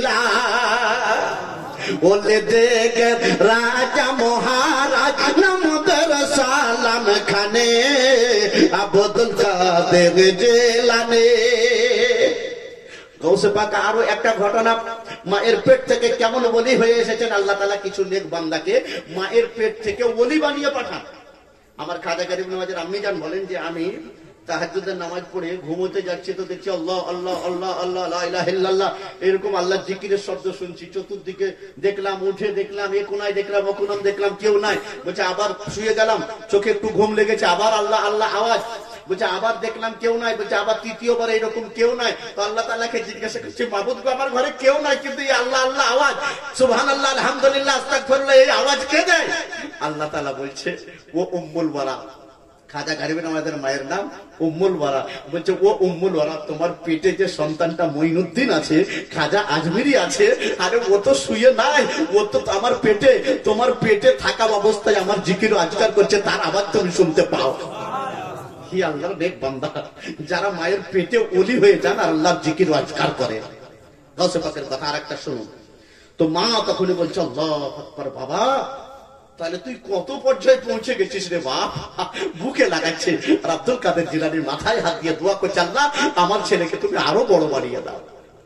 ও উম্মুল খায়ের ফাতেমা, তোমার ছেলেকে তো আমার আল্লাহ বড় বানাতে বানাতে বড় পীর বানালেন। ওলে জেকের রাজা মহারাজ নমতের সালাম খানি আব্দুল কাদের জিলানী, কৃপা করে রেখো মোদের লাজ ও কুতুবে রাব্বানী আব্দুল কাদের জিলানী। শিশু অবস্থায় গাউসে পাক নিজের বাড়ির দরজায় দাঁড়িয়ে আছেন, পাঞ্জাবি পরে আছেন, মাথায় টুপি, কারণ পরিবেশটা ছিল ইসলামী পরিবেশ। মা ছিলেন পাক্কা নামাজি, মা ছিলেন কোরআন তেলাওয়াতকারিনী। আর মা শুধু কোরআন তেলাওয়াতকারিনী নয়, মা জননী ছিলেন 18 পারা কোরআন পাকের হাফিজা। জীবনে তার মায়ের নামাজ কাজা নাই, আব্বা জানের নামাজ কাজা নাই। আরে নামাজ তো নামাজ, তাহাজ্জুদের নামাজ পর্যন্ত তাদের কাজা নাই। আরে এইরকম ইসলামিক ঘরে জন্মগ্রহণ করেছেন মা যদি হয় উম্মুল খায়ের ফাতেমা, যার কোন তাহাজ্জুদের কোনদিন তাহাজ্জুদের নামাজ কাজা নাই, তাহলে তার বেটা আব্দুল কাদের জিলানী ওলিদের সর্দার হতেই পারে। আল্লাহু আকবার। আর আজকে মা যদি সিনেমার আর্টিস্ট, ওই মেয়েদের মতো যারা অভিনয় করে সিনেমায়, নিজেও তো জাহান্নামে যাবে, কোটি কোটি লোককে জাহান, এই তাদের অনুসরণ করে, তাহলে তার মেয়ে কেমন হবে, তার ছেলে কেমন হবে? হাই মুসলমান, আজ ইসলাম ভুলে গেলাম, নবীকে ভুলে গেলাম। আমার আকা বলে মুরু আওলাদাকুম বিসসালাহ ওয়া হুম আবনাউ সাবনা সিনিন, মুরু আওলাদাকুম বিসসালাহ ওয়া হুম আবনাউ সাবআ সিনিন। তোমার ছেলে মেয়ের বয়স 7। কত বছর বয়সে নামাজ ফরজ হয় জানা নাই। বালিগ হয়ে গেলে প্রাপ্ত বয়স হয়ে গেলে, সাবালক হয়ে গেলে, সে মেয়ে হোক বা ছেলে হোক, তার উপরে নামাজ ফরজ হয়ে যায়। ছেলে তার যদি মোজদারি বেরিয়ে যায়, 13-14 যে বছর বয়সেই বেরাক, সাবালক হয়ে গেল, নামাজ তার উপরে ফরজ হয়ে গেল। আর মোজদারি কিছুই বেরায়নি, সাবালক হওয়ার নিশানিগুলো কিছুই জানা গেল না, 15 বছর বয়স হয়ে গেলেই তার উপরে নামাজ ফরজ হয়ে যায়। মেয়েদেরও কিছু নিদর্শন আছে, মেয়েদের সেই নিদর্শন যদি প্রকাশ পেয়ে যায়, তাহলে তার উপরে নামাজ ফরজ হয়ে গেল। আর যদি কোন নিদর্শন প্রকাশ না হয়, 15 বছর বয়স হয়ে গেল, তাও কোন নিদর্শন দেখা যাচ্ছে না, তাহলে 15 বছর বয়স হয়ে গেলে তার উপরে নামাজ ফরজ হয়ে যায়। নামাজ তুমি 60 বছর বয়সে পড়বা, আর বাকি 45 বছর বয়সের কে পড়বে? এক ওয়াক্তের আপনার ফরজ যদি বাকি থাকে, একটা ফরজ বাকি থাকলে নফল আল্লাহর দরবারে কবুল হয় না। চিন্তা করবে। নবী আমার বলেন, তোমার ছেলে বা মেয়ের বয়স 7, নিজে নামাজ পড়ো, তাকে নামাজ পড়াও, ওয়াদরিবুহু ওহুম আবনাউ আশারাতা সিনিন। ছেলের বা মেয়ের বয়স 10 হয়ে গেল, আর দেরি করিও না ও মুসলমান। ওই ছেলেকে, ওই মেয়েকে 10 বছর বয়স হয়ে গেল, মেরে নামাজ পড়া। আরে মুসলমান, আজ গাঁজা কে খায়? আকবর আলী। আজ জুয়া কে খেলে? বলছে ওই আসগর আলী। বলছে আজকে মদ কে খায়? পুলিশ ধরে নিয়ে গেল, ছেলেটার নাম কি? তা বলছে হায়দার আলী। সব আমার তোমার ঘরের ছেলে। আইরে মুসলমান, একটু লজ্জা লাগে। ডায়মন্ড হারবারের ওখানে মদের দোকানে বিষ ছিল, ওই মদে, আর ওই মদ খেয়ে অনেক লোক, 500 লোক মারা যায়। লিস্টে নাম দেখা গেল পেপারে, আনন্দবাজার বর্তমান পেপার গুলোতে দেখছি, একটু লজ্জা লাগছে। হায়দার আলী, আসগর আলী, আকবর আলী নামের শত শত লোক যারা মদ খাওয়ার জন্য লাইন দিয়েছিল, আর দুর্ভাগ্যবশত ওই মদে বিষ ছিল, আর ওই লোকগুলো জাহান্নামে মদ খেতে খেতে গেল। আইরে মুসলমান, আমি আমার ছেলেকে বুঝাতে পারছি না যে মদ হারাম, কখনো খেও না বাবা। জুয়া খেলা হারাম, কখনো জুয়া খেলবে না ও বাবা, কখনো তুমি ওই খারাপ জিনিস খাবে না, আর ওই খারাপ সোহবতে বসবে না। আরে ভালো সোহবতের দাম কত! এই জন্য জালালউদ্দিন রুমি রহমতুল্লাহ আলাইহি বলেন মুসনবী শরীফে, আল্লামা রুমি রহমতুল্লাহ আলাইহি একটা যুগে পীর ওলি মানতেন না, হ্যাঁ, পীরলি মানতেন না, বড় দার্শনিক। তো একদিন উনি বুখারী শরীফ হাদিস পড়াচ্ছেন, হ্যাঁ, ছাত্রদেরকে। হ্যাঁ, ইরানে, ওনার বাড়ি ইরানের তেহরান শহর। তো পীরলি মানতেন না, আল্লাহওয়ালাদেরকে অত ভ্রুক্ষেপ করতেন না, তাই বলে কোনো দুশ্মনীও করতেন না। কেন? আমার আল্লাহ বলেন, মানে আদালি বলিয়ান ফাকাত আযানতুহু বিল হার। বলছে তুমি মুফতি নিয়াজ আহমদের বা রাউতারার ইমাম সাহেবের দুশ্মনী করো, হ্যাঁ, বা অমুক লোকের দুশ্মনী করো, আমি আল্লাহ অত রাগ করবো না। হ্যাঁ, কিন্তু শোনো, আমার কোন নেক বান্দা, আমার কোন ওলি বান্দা, তার সাথে দুশ্মনী করিও না। মানে আদালি বলিয়ান ফাকাত আযানতুহু বিল হার। আল্লাহ তাআলা বলে ওই ওলি বান্দার সঙ্গে যদি শত্রুতা করো, তার বেয়াদবি করো, আমি আল্লাহ তোমাকে যুদ্ধের চ্যালেঞ্জ দিলাম। চিন্তা করো। তাহলে এই ওলিদের সামনে বেয়াদবি কথা বলা যাবে না, ওলিদের সামনে বেয়াদবি কথা বলা যাবে না। আপনার এলাকায় যে ওলি আছেন মখদুম জাকিউদ্দিন রহমাতুল্লাহ আলাইহি, তিনার আব্বাজানের মাজার বিহার শরীফে, আর ইনারই জীবনী আমি লিখেছি তাজাল্লিয়াতে মখদুম পাক, মখদুম জাকিউদ্দিন রহমাতুল্লাহ আলাইহির বাংলা ভাষায়। যখন উরুসে যাবেন বা কমিটিকে চাইবেন ওই বাংলা ভাষায় তিনার জীবনীটা পাবেন, দেখবেন কত বড় পর্যায়ের ওলি, আমি প্রমাণ করেছি বিভিন্ন বই থেকে। আর ওনার জীবনী এই মখদুম জাকিউদ্দিন রহমাতুল্লাহ আলাইহি মখদুম নগরে আছেন বলে ছোট মনে করে, তিনি যে কত বড় পর্যায়ের ওলি। কলকাতা এশিয়াটিক সোসাইটি, ধর্মতলা থেকে একটু গিয়ে পাকিস্তানের কাছে ওই এশিয়াটিক সোসাইটি, বিখ্যাত বড় একটা লাইব্রেরি, সেই লাইব্রেরিতে তিনার জীবনীর বই পাওয়া যায় উর্দু ভাষায়। বুঝতে পেরেছেন? বলুন সুবহানাল্লাহ। তাহলে চিন্তা করুন, ওই রকম লাইব্রেরিতে যেখানে গান্ধীজি, শেক্সপিয়ার, এই রকম ব্যক্তিদের জীবনীর বই পাওয়া যায়, সেখানে মখদুম পাক, মখদুম জাকিউদ্দিন রহমাতুল্লাহ আলাইহির জীবনের বই উর্দু ভাষায় পাওয়া গেছে। সেখান থেকে আমি আমার এক বন্ধুর মাধ্যমে এনে তার থেকে অনেক তুলে দিয়েছি, ওই বইয়ে বাংলা ভাষাতেই আছে। তাজাল্লিয়াতে মখদুম পাক বা মখদুম বাবার জীবনী যদি বলেন, কমিটি আপনাকে দিয়ে দিবে। ওনারাই ছাপিয়েছিলেন, আমি লিখে দিয়েছিলাম। তো কথা হলো যে আল্লাহর ওলিদেরকে স্বয়ং আল্লাহ ভালোবাসেন, আর এই আল্লাহর ওলির শানে তুমি মানতে পারবে না, ঠিক আছে বাবা, কিন্তু কোনো বেয়াদবি করিও না। কেন? বেয়াদবি করলে আমার আল্লাহ তার উপরে নারাজ হয়ে যাবে। বুঝতে পেরেছেন? সুতরাং মানা না মানা নিজের বিষয়, এটা ভক্তির ব্যাপার, কিন্তু তার সঙ্গে দুশ্মনী করিও না। ব্রাদারান মিল্লাতে ইসলাম, তাই হযরত জালালউদ্দিন রুমি রাহমাতুল্লাহ আলাইহি হাদিসের কিতাব পড়াছেন, অনেক ছাত্র পড়ছেন। একজন ফকির, একটু লম্বা লম্বা বা একেবারে সুন্নতি চুলের মতো চুল, মাথায় একটা পাগড়ি, জামা একটা সাদা কিন্তু অনেক পুরানো, হাতে একটা লাঠি, একজন ফকির মানুষ, আর বগলের মধ্যে একটা পুটুলি ঝুলা। এসে জালালউদ্দিন রুমি রাহমাতুল্লাহ আলাইহি সুন্দর পাগড়ি, সুন্দর জামা, আতর সুগন্ধ মেখে আছেন, চোখে সুরমা। হাজার হাজার তার ছাত্র বলছে মৌলানা ইচিস, বলছে বাবা মৌলানা এ কি পড়াচ্ছ? তখন ওই ফকিরকে দেখে, এই তুই ফকির মানুষ, তুই কি বুঝবি? ই কালাস তু নামি দানাম, বলছে এই হাদিসের কিতাব, তুই ফকির কি জানি?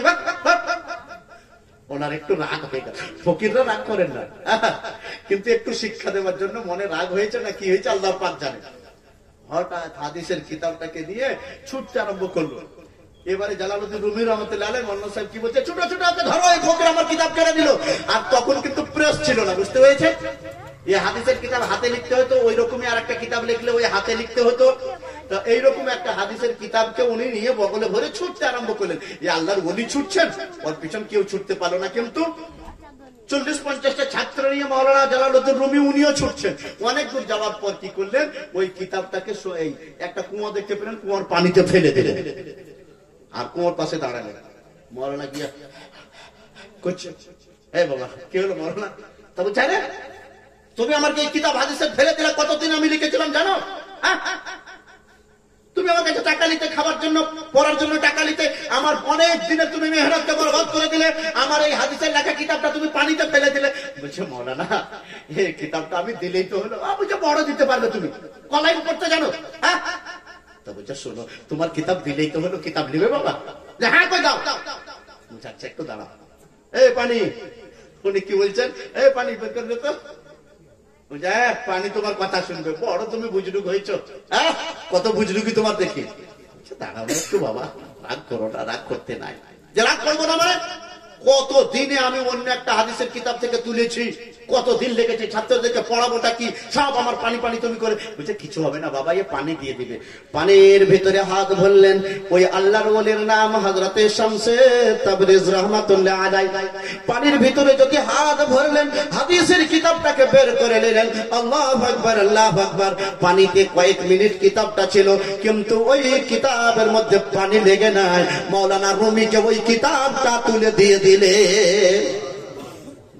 দেখো তোমার বই নাকি, কোনো ক্ষতি হয়েছে নাকি দেখো, তাও ঠিক করে দেবো। পাতা উল্টিয়ে দেখছে পানি লাগেনি, পানিতে ছিল। বলছে হাগো তুমি ওই পানির, বলছে দেখলে না তুমি, আমি পানির ভিতর থেকে তো বের করলাম। তো বলছি একই রকম, পানির ভিতরে দিয়ে দেওয়া হলো বই। অনেকক্ষণ পানিতে থাকলে 10-15 মিনিট তোমার সাথে তো ঝগড়াই করলাম, কিন্তু এত পানি লেগে নাই, এ ব্যাপারটা কি? বলছে কেমন শুনবে, যখন তোমাকে আমি শোনাচ্ছিলাম যে মৌলানা কি পড়াইছো, তখন তুমি বলেছিলে ই কালাস তু নামি দানা, এ নবীজির হাদিস তুই জানবি না। তো শুন বাবা, এ হলো ফকিরদের কাজ, এটাও আমরা নবীজির কাছ থেকে পেয়েছি, এটা ফকিরি। এই ফকিরি জিনিস তুমিও বুঝতে পারবে না।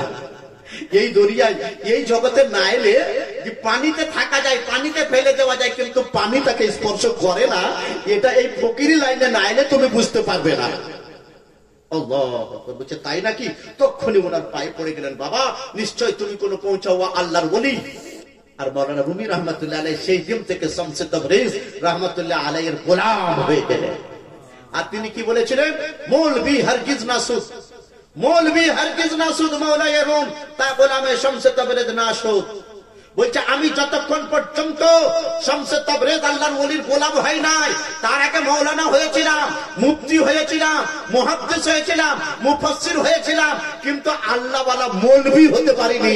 আর আল্লাহ ওয়ালা মৌলভী যখন হলাম, তো শামসে তাবরিজের গোলাম হওয়ার পরই হলাম। হ্যাঁ, এ হলেন আল্লাহ ওয়ালারা। আমার গাউসে আজম তার কথা বলছিলাম, বাড়ির দরজায় দাঁড়িয়ে আছেন, একজন মজ্জবলি চলে যাচ্ছেন, শিশু গাউসে আজমকে সালাম দিয়েছেন, আসসালামু আলাইকুম বাবা আব্দুল কাদের। আমার গাউসে পাক উত্তর দিয়েছেন ওয়া আলাইকাস সালাম, ওয়া আলাইকাস সালাম। সালাম একবার দিলেন, কিন্তু উত্তর দিচ্ছেন আল্লাহর এই নেক বান্দা শাহেনশাহ জিলান একবার নয় দুবার উত্তর দিলেন। সালাম একবার দিলেন, আসসালামু আলাইকুম। আজকাল তো সালামে কনসেশন বাবা, সালাম আলাইকুম, সবাই বলছে সালাম আলাইকুম। এই মোবাইলেও দেখছি অনেকে বলছে সালাম আলাইকুম, সব সালাম বাদ চলে গেল, সবই কনসেশন। আরে আমার নবীজি বলেছেন আসসালামু আলাইকুম, কম করে বলো আসসালামু আলাইকুম। আমার নবীর দেওয়া তরিকা। ছেলে মারা গেছে কারো, তাও আসসালামু আলাইকুম বলা যাবে, কিন্তু খ্রিস্টানদের নীতি গুড নাইট, রাত্রে তার ছেলে মারা গেছে গুড নাইট বলা যাবে? যাবে না। এ তো নবীর দেওয়া তরিকা। তুমি ভালো থাকো, মন্দ থাকো, সুস্থ থাকো, অসুস্থ থাকো, খুশি থাকো, আনন্দে থাকো, দুঃখে থাকো, সব অবস্থায় কি বলা যাবে? আসসালামু আলাইকুম। তোমার উপরে আল্লাহ রহমত, তোমার উপরে আল্লাহর শান্তি বর্ষণ হোক। তো আমি উত্তর কি দেবো? পুরোটাই উত্তর দিতে হবে আলাইকুম সালাম। সালাম দেওয়ার সবচেয়ে বেহতর নিয়ম আসসালামু আলাইকুম ওয়া রাহমাতুল্লাহি ওয়া বারাকাতুহু। যদি অতটা না পারেন, আসসালামু আলাইকুম কম করে বলুন।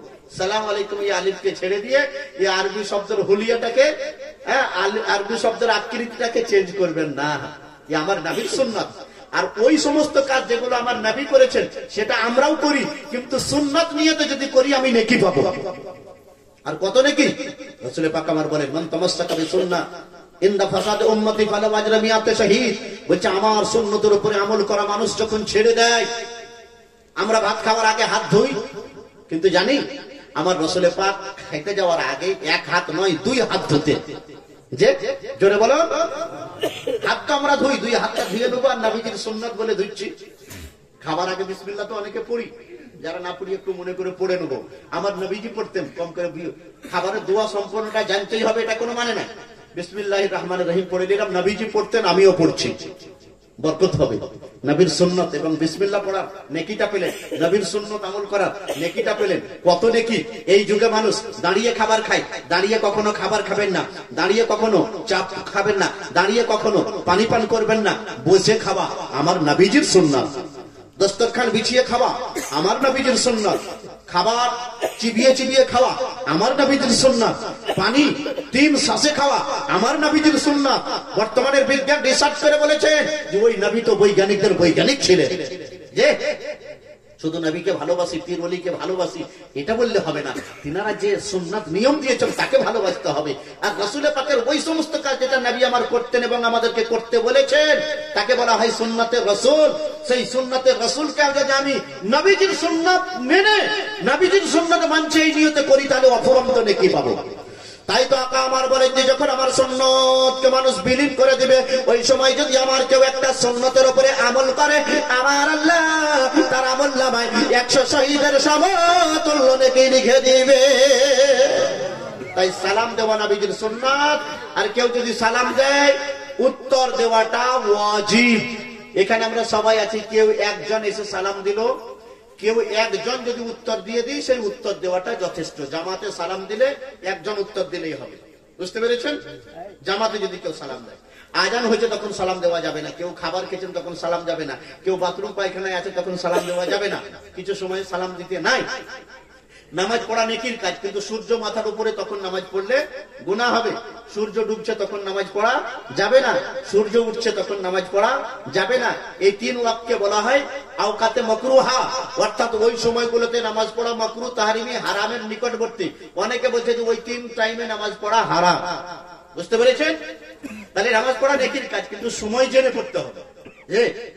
তো গাউসে আজম দাঁড়িয়ে আছেন, বাড়ির দরজায় চলে যাচ্ছেন, মজ্জব আলী বলছে আসসালামু আলাইকুম।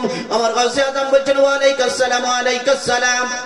এই মজ্জব আলী বলছে বাবা আব্দুল কাদের তোমাকে সালাম একবার দিলাম, উত্তর কেন 2 বার দিলে? তো আমার গাউসে আজম বলছেন শোনো গো, এখন তুমি আমাকে একবার সালাম দিলে আমি তোমাকে উত্তর দিয়ে দিলাম, আর একবার সালাম তুমি আমাকে দিয়েছিলে। চিন্তা করো, মনে করো এই দিকে তুমি যাচ্ছিলে, তখন কিন্তু আমি বাহ্যিক জগতে আসি নাই, আমি মায়ের পেটে ছিলাম। আর তুমি আল্লাহর ওলি, অনেক কিছু দেখতে পাও, তুমি আমাকে দেখেছিলে, আমি আল্লাহর ওলি, আমিও অনেক কিছু দেখতে পাই। তুমি আমাকে দেখেছিলে, আমি তোমাকে দেখেছিলাম, আর তুমি আমাকে সালাম দিয়েছিলে, আমি তখন সালামের উত্তরটা দিতে চাইছিলাম। আল্লাহ তাআলা বলেছিলেন ও আব্দুল কাদের এখন সালামের উত্তর দিও না, সালামের উত্তরটা কাজা রেখে দাও, এই কাজা সালামের উত্তরটা কখনো দিয়ে দিবে বাবা গো। তাই তোমার কবে আমি সাক্ষাৎ পাবো এই চিন্তা করছিলাম, আজকে তোমার দেখা পেয়ে গেলাম, ওই কাজা সালামের উত্তরটা এখন আমি দিয়ে দিলাম।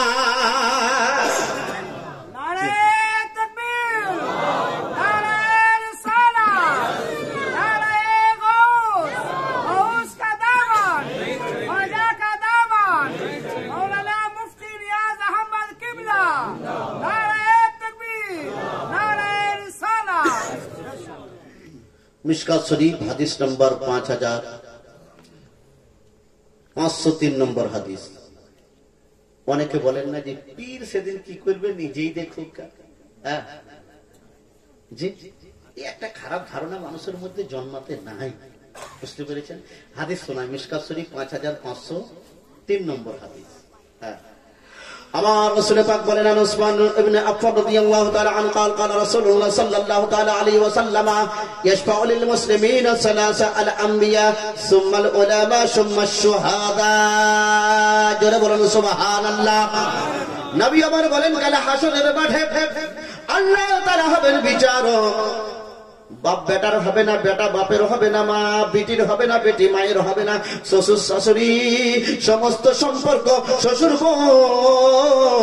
আর জামাই শ্বশুরের সব সম্পর্ক বিচ্ছিন্ন হয়ে যাবে, কেউ কারো হবে না।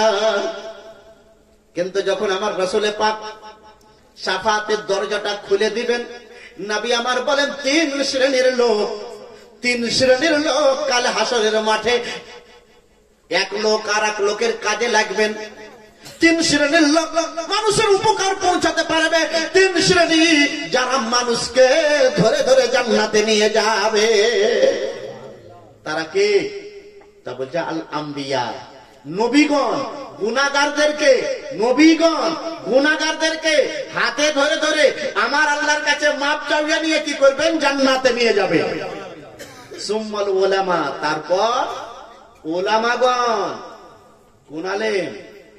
মসজিদে ইমামতি এসে কোরআন শরীফ চুরি করা আলেম? হ্যাঁ, মিথ্যা কথা বলে রাখবেন সেই আলেম? আরে না, ये आलेम বলতে গেলে আমার নবী কাদেরকে বোঝালেন? ইমামে গজ্জালি ছিলেন আলিম, ইমামে আবু হানিফা ছিলেন আলিম, বড় পীর আব্দুল কাদের ছিলেন আলিম, খাজা গরিব নওয়াজ ছিলেন আলিম। তাহলে ভুল বোঝানো হলো না যে পীর কি করবে সেই দিন বুঝু। পীর কি করবে? হ্যাঁ, একটা সময় এমন হবে আদম নবী আল্লাহর দরবারে যাবেন না, বলবে আমি আল্লাহর দরবারে যাব না, আমার নবী সিজদা করে শাফাআতের দরজা খুলবে, তার আগে কেউ যেতে পারবে না। কিন্তু নবী যখন শাফাআতের দরজা খুলে দিলেন, তখন তো আমি হাদিসে পাই যে একজন আলিম, একজন হাফিজে কোরআন 100টা লোককে জান্নাতে নিয়ে যাবে। একজন হাফিজে কোরআন যদি নেক পরেজগার হয়, একজন এই সাধারণ আলিম 70 জন লোককে জান্নাতে নিয়ে যাবে। একটা লোককে জাহান্নামে নিয়ে যাবে টানতে টানতে। সেই দেখে নিবে, ওই তো আমাদের গ্রামে ইমাম সাহেব বলো নেক লোক, বলবে ফেরেশতাকে একটু থেমে যাও। বলে কেন? বলো আমি আমাদের মনীষাকে একটু দেখা করে আসি। মনীষাকে এসে কি বলবে?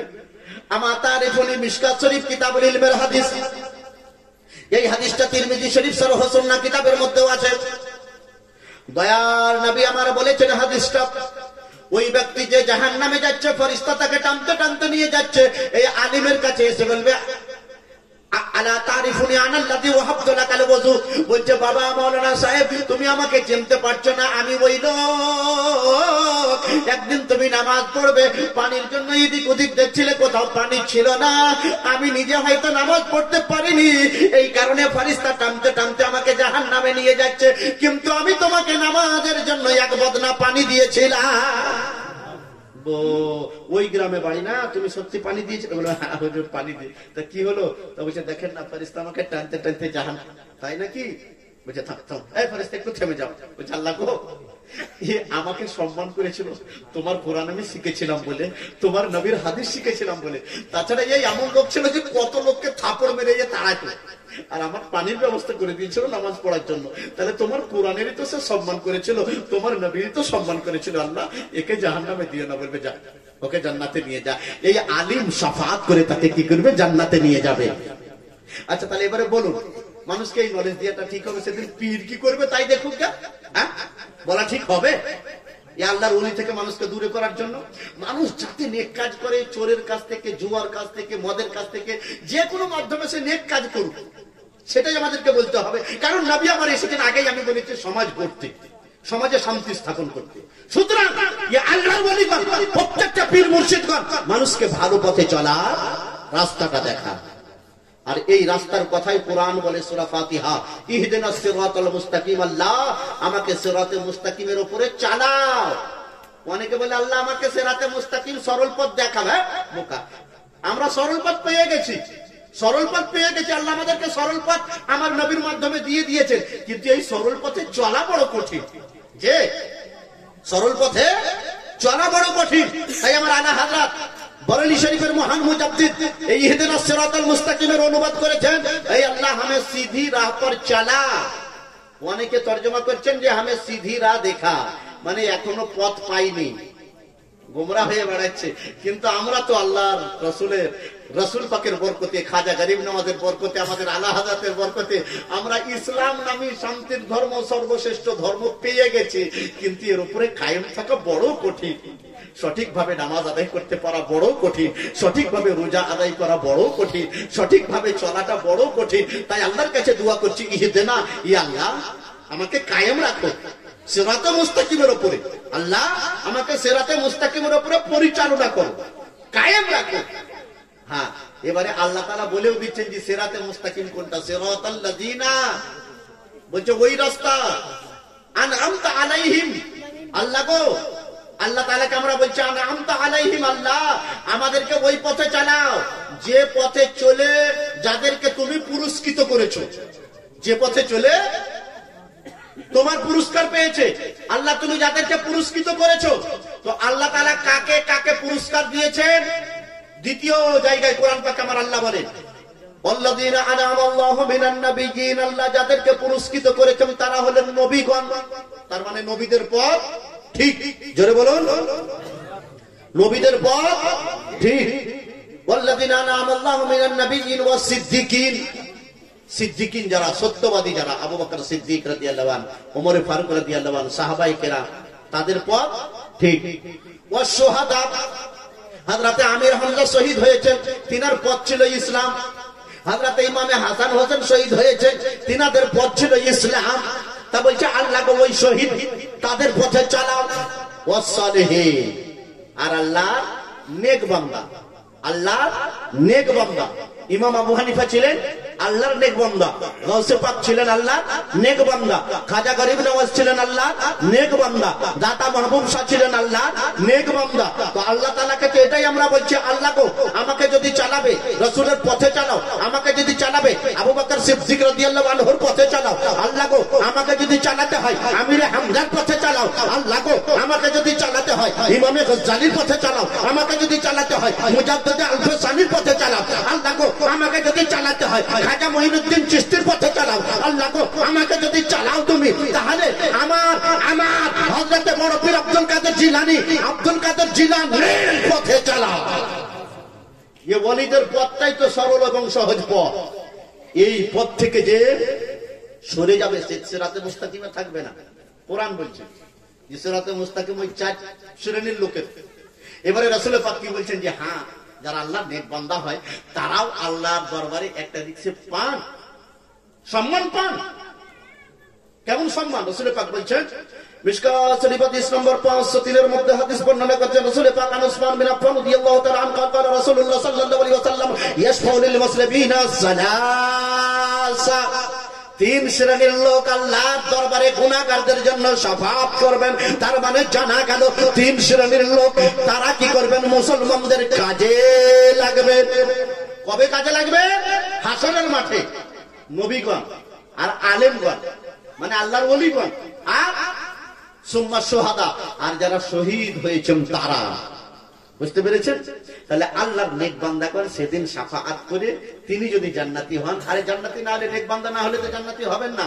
কোরআন বলে ইন্নাল আবরারা লাফি নাঈম, আল্লাহর নেক বান্দাগণ জান্নাতি। ও মুসলমান, তো আল্লাহ তাআলা এই নেক বান্দাদেরকে কত ক্ষমতা দেন আমার আল্লাহ। হাদিস পাকের মধ্যে রাসূল পাক বলেছেন ইন্নাল্লাহ তাআলা কাদ আযজা ওয়া জাল্লা, ইন্নাল্লাহ আযজা ওয়া জাল্লা قال من আতানি ওয়ালিয়ান ফাকাদ আযানতুহু বিল হারবি ওয়া মা ইয়াতাকাররাবু আবদুন শাই'আন আহাব্বু ইলাইয়া মিম্মা আফতারাতু আলাইহি ওয়া মা ইয়াজালুল আবদু ইয়াতাকাররাবু ইলাইয়া বিন নওয়াফিল ফাইযা আহাব্বতুহু ফাকুনতু আহাব্বতুহু ফাসামউহু আল্লাযী ইয়াসমাউ বিহি ওয়া বাসারুহু আল্লাযী ইয়াবসুরু বিহি ওয়া ইয়াদুহু আল্লাযী ইয়াবতাশু বিহা ওয়া রিজলুহু আল্লাতী ইয়ামশি বিহা ওয়া ইন সাআলানি লাউতিয়ান্নাহু। মিশকাত শরীফের হাদিস। আর এই হাদিসটা বুখারী শরীফে আছে, শুনুন। আহা, নবী পাক বলছেন যে আল্লাহ তাআলা বলছেন যে আমার নেক বান্দাদের সাথে কেউ যদি বেয়াদবি করে আমি আল্লাহ তার উপরে নারাজ হয়ে যায়, তাকে যুদ্ধের চ্যালেঞ্জ দিই। আর আমার নেক বান্দারা কেমন জানো? বলছে তারা, আমি ওই বান্দাদেরকেই নেক বানাই দিই যারা আমার ফরজগুলো আদায় করে। বিনা ফরজ আদায়ে কেউ আমার দরবারে নেক হতে পারবে না। এবারে আল্লাহ তাআলা বলছেন যে ওমা ইয়াজালুল আবদু ইয়াতাকাররাবু ইলাইয়া বিন নওয়াফিল, বলছে কোন বান্দা যদি আমার দরবারে নেক হয় তাহলে তাকে বেশি বেশি নফল করতে হবে। যে যত বেশি আল্লাহর ইবাদত করবে আল্লাহর দরবারে সে ততই নেক হয়ে যাবে। ও মুসলমান, আল্লাহ নেক বান্দাগণ সারা রাত আল্লাহর ইবাদত করেছেন। গাউসে আদম কতদিন আল্লাহর ইবাদত করেছেন ও মুসলমান? এই গাউসে পাক 1 বছর 2 বছর নয়, ফরজ তো আদায় করতেন, রাত দিন আল্লাহ আল্লাহ করতেন। দিনের বেলায় রোজা রাখতেন, রাতের বেলায় একটা খেজুর হয়তো খেয়ে পানি খেয়ে ইফতার করতেন। সেহরি হয়তো কোনোদিন একটা খেজুর জুটতো, কোনোদিন খেজুর জুটতো না। এমনকি গাউসে আদম একবার প্রতিজ্ঞা করে নিলেন, আল্লাহ গো তুমি যদি না খাওয়াও তাহলে আমি খাবো না। ইরাক নগরীর সেই নদীর তীরে বসে গিয়ে আল্লাহ আল্লাহ করেছেন। ফরজ নামাজের ওয়াক্ত হচ্ছে, তখন নিয়ত করে নিছেন। রাতের বেলায় তিনি কি করছেন? নিয়ত করে নিলেন যে আমি নামাজ আদায় করব। আমার পিরানে পীর একদিন দুদিন নয়, 40 বছর ধরে এশা হুজুতে তিনি ফজরের নামাজটা আদায় করেছে। তাহলে আল্লাহর কত নেক বান্দা তিনি। এই গাউসে আজম দরিয়ায় দজ্জালের ধারে বসে গেলেন, আল্লাহ গো তুমি না খাওয়ালে আমি খাবার খাবো না, কারণ বাগদাদের লোকেরা খাবার পাই না, তোমার এই বান্দা বান্দীরা খাবার পাই না, তাই আল্লাহ গো সকলকে তুমি খাবার দাও, আর তোমার আব্দুল কাদেরকে তুমি নিজে না খাওয়ালে আমি খাবো না। একদিন, দুদিন, 3 দিন, 40 দিন হয়ে গেল, 45 দিন হয়ে গেল, 48 দিন হয়ে গেল, কোন দানা কোনো কিছুই নাই। দজ্জাল নদীর একটু পানি খেয়ে ইফতার করলেন, আর সেহরিতে একটু পানি খেয়ে গাউসে আজম সারা সারা দিন রোজা রাখেন, আর সারা সারা রাত আল্লাহর ইবাদত করে। তিনার পীর মুর্শিদ আবু সাইদ মখজুমিকে আল্লাহ তাআলা ইলহাম করেছে, আবু সাইদ মখজুমি, আরে তোমার মুরিদ আব্দুল কাদের ওই দজ্জাল নদীর তীরে আজ 49 দিন হয়ে গেল কিছু খায়নি, ও দাঁড়াতে পারে না, চলতে পারে না, ওকে তো শরীর বাঁচাতে হবে, যাও কিছু একটু খাবার নিয়ে গিয়ে ওকে খাওয়াও। ও তো বলছে আল্লাহ তাআলা না খাওয়ালে খাবো না, যাও আমি তোমাকে নির্দেশ দিচ্ছি ওকে একটু জোর করে খাওয়াও। আবু সাইদ মখজুমি একটু মাংস নিয়ে আর কয়েকটা রুটি নিয়ে আব্দুল কাদের জিলানীর দরবারে হাজির হয়ে গেলেন, আর দজ্জাল নদীর পানি তুলে এনে বলছে বাবা তুমি ইফতার করে নাও, মাগরিবের ওয়াক্ত পার হয়ে গেছে। বলছে হুজুর আমি একটু পানি দিয়ে ইফতার করে দিয়েছি, আপনি যান, আপনি আমার পীর মুর্শিদ, আপনার আদেশটা লঙ্ঘন করতে আমাকে খারাপ লাগবে, আপনি আমাকে বলেন না কিছু, কারণ আমি আর আমার আল্লাহ বুঝবো। বলুন সুবহানাল্লাহ। বলছে আমি আমার আল্লাহর সাথে বুঝবো, আমি আল্লাহর কাছে ওয়াদা করেছি, আল্লাহকে তুমি না খাওয়ালে আমি খাবো না। বলছে বেটা আব্দুল কাদের জানো, আরে আল্লাহ তাআলাই আমাকে বলছেন না না, আল্লাহ তাআলা স্বয়ং আমাকে বলুন তবেই তো আমি খাবো, খাচ্ছেন না। আল্লাহু আকবার, মুখে খাবার তুলে দিচ্ছেন, বলছে হুজুর খাবো না, আবার তুলে দিচ্ছেন মুখকে, একেবারে এমনি করে খালি করতে চাইছেন দুই দিকে ধরে, তাও আব্দুল কাদের জিলানী বলছেন খাবেন না। এবারে আমার আল্লাহ স্বয়ং আমার খোদা স্বয়ং আওয়াজ দিয়ে বলছে ওরে আব্দুল কাদের কুলি ওয়াশরাবি আল্লাহ, আমি আল্লাহ আমার কসম, তুমি যেমন আমার কসম করেছো আল্লাহ গো তোমার কসম, তুমি না খাওয়ালে খাবো না। আমি আল্লাহ নিজের কসম দিয়ে বলি, আবু সাইদ মখজুমিকে আমি আল্লাহ পাঠিয়েছে, ওই রুটির টুকরোটা আর ওই মাংসের টুকরোটা তুমি মুখে দিয়ে দাও, আমি আল্লাহ তোমাকে খাওয়াচ্ছি, তুমি খেয়ে না। তাই আমার আলা হাজার বলেন কসমে দে দে কে খিলাতা হ্যাঁ পিলাতা है तुझे प्यारा अल्लाह है चाहने वाला तेरा, वाह क्या मर्तबा है उस बाला तेरा, ऊंचे ऊंचों के सरों से है कदम आला तेरा। আল্লাহর একজন নেক বান্দী, তার নাম রাবিয়া বসরি, বসরা নগরে আল্লাহর একজন বিখ্যাত বলি ছিলেন, তার নাম হযরত হাসান বসরি। এই হাসান বসরি রাহমাতুল্লাহ আলাইহি শেরে খোদা হায়দারে কামরান আলিয়া মুর্তজা রাদিয়াল্লাহু আনহুর খলিফা। সেই হাসান বসরি রাহমাতুল্লাহ আলাইহি আল্লাহর একজন জবরদস্ত ওলি, তারই মুরিদ একজন মহিলা। তিনি কত বড় আল্লাহর ইবাদত গুজার, দিন কাটে সারাদিন রোজাতে, আর রাত অতিবাহিত করেন আল্লাহর দরবারে জেগে জেগে আল্লাহর ইবাদত করে। এই রাবিয়া তিনি কোন রকম নিজের রুজির উপার্জনের জন্য পড়োশি কোন লোকের কয়েকটা ছাগল নিয়েছে, আর ওই ছাগলগুলো জঙ্গলে চড়াইতে যান। জঙ্গলে চড়াইতে গিয়ে বলে আল্লাহ গো এই ছাগলের ডিউটি পালন করব না তোমার দরবারে শুকরিয়া আদায় করব, আল্লাহ গো যাই হোক না কেন আমি তোমার নামাজ থেকে বিরত থাকতে পারি না। রাবিয়া নিয়ত করে নিলেন, আর নিয়ত করে নিয়ে সাজদায় যদি গেলেন, ওই সাজদা থেকে আর মাথা তোলার নাম নাই। দিন দিন অতিবাহিত হয়ে যায়, কিন্তু রাবিয়ার 2 রাকাত নামাজ শেষ হয় না। লোকেরা দেখে রাবিয়ার ছাগলের জন্য, রাবিয়ার কোনো চিন্তা নাই যে জঙ্গলের ধারে কোন বাঘ চলে আসতে পারে, ছাগল খেয়ে নেবে।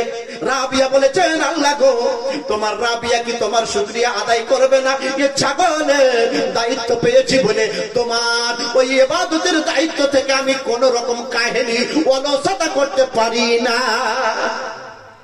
এই রাবিয়া বসরি ছাগলের রাখানির জন্য ও মুসলমান কোন মানুষ নয়, আমার আল্লাহ জঙ্গলের ভিতর থেকে 2-4টে বাঘ পাঠিয়ে দেন, আর বলেন ওরে বাঘেরা রাবিয়া আমার কাজ করে, ও বাঘ তোমরা গিয়ে রাবিয়ার কাজটা করে না। জঙ্গলের বাঘ এসে হযরতে রাবিয়া বসরির ছাগলের রাখানি করে। জোরে বলুন বিয়ে তো ছিলেন মায়েরা আমার আল্লাহর একজন নেক বান্দি, আর আল্লাহ তাআলার দরবারে কত সম্মান তার। একদিন দোয়া করছেন, আল্লাহ গো তোমার কাবা শরীফ তো সবাই যায়, আল্লাহ এই তো লোকের কাছে ছাগল চড়িয়ে 2-4 টাকা পাই, ওইটা তো আমার খেতে দিন পার হয়ে যায়, কাপড় কিনতে হয়, খেতে হয়, আবার গরিব দুঃখী যারা খেতে পায় না খাবার কিনে তাদের মুখে আমি হাত তুলে দিই। একবার বাসরার বাদশা বলছে, রাবিয়া তোমাকে আমি একটা অট্টালিকা বিল্ডিং বানিয়ে দিচ্ছি। বলছে তার কোনো তো দরকার নাই, আমার তো ঝুপড়ি ঘর, মাথা রাখার জন্য আর শোয়ার জন্য তো একটা ছোট্ট ঘর আছে। ও বাদশা, ওই যার ঘর নাই তাকে একটু তুমি ঘর দিয়ে দাও। বলছে রাবিয়া তোমাকে 10,000 দিরহাম আমি দিতাম, তুমি একটা ভালো ঘর বানাতে, কিছু ব্যবসা করতে, আর তুমি ভালো পোশাক। তা বলছে আল্লাহর রহমতে 2 দিরহাম আমার কাছে আছে, এই 2 দিরহামে মনে হয় আমার 4 দিন চলে যাবে। অনেক লোক খেতে পায় না, রাস্তায় দাঁড়িয়ে আছে। বাদশা, আরে তারা আমার চেয়ে বেশি যোগ্য প্রাপ্তের অধিকারী, তাদেরকে আপনি ওই টাকাগুলো দিয়ে দেন, আমি রাবিয়া খুশি হয়ে যাব। আচ্ছা বলুন, আছে এরকম লোক? 10 কোটি টাকা এখন যদি মোদিজি বা আমার মমতা ব্যানার্জি বলেন যে মুফতি সাহেব নিবে 5 লাখ, সেগুলো দিয়ে দাও, সাইডে রাখবো, না হয় অমুক জায়গায় 2 কাঠা জায়গা কিনে রাখবো। তো ব্রাদার ইসলাম, তো হযরত রাবিয়া বসরি রাহমাতুল্লাহ আলাইহি আল্লাহর দরবারে দোয়া করছে। একবার জোরে সোরে দরুদ শরীফ পড়ি ইনশাআল্লাহ। এই মা রাবিয়া ছোট্ট এই ঘটনা 2-4 মিনিটে বলে শেষ করে দাও। জোরে সোরে দরুদ শরীফ পড়ুন। আল্লাহুম্মা سيدنا مولانا محمد وعلى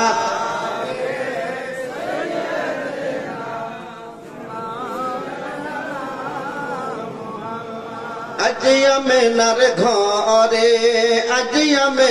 ঘরে হুরপুরের মেলা রে, আজিয়া মেনার ঘরে হুরপুরের মেলা রে, নূরের দোলায় দোলান নবী, নবী সাল্লাল্লাহু আলা রে, আজিয়া মেনার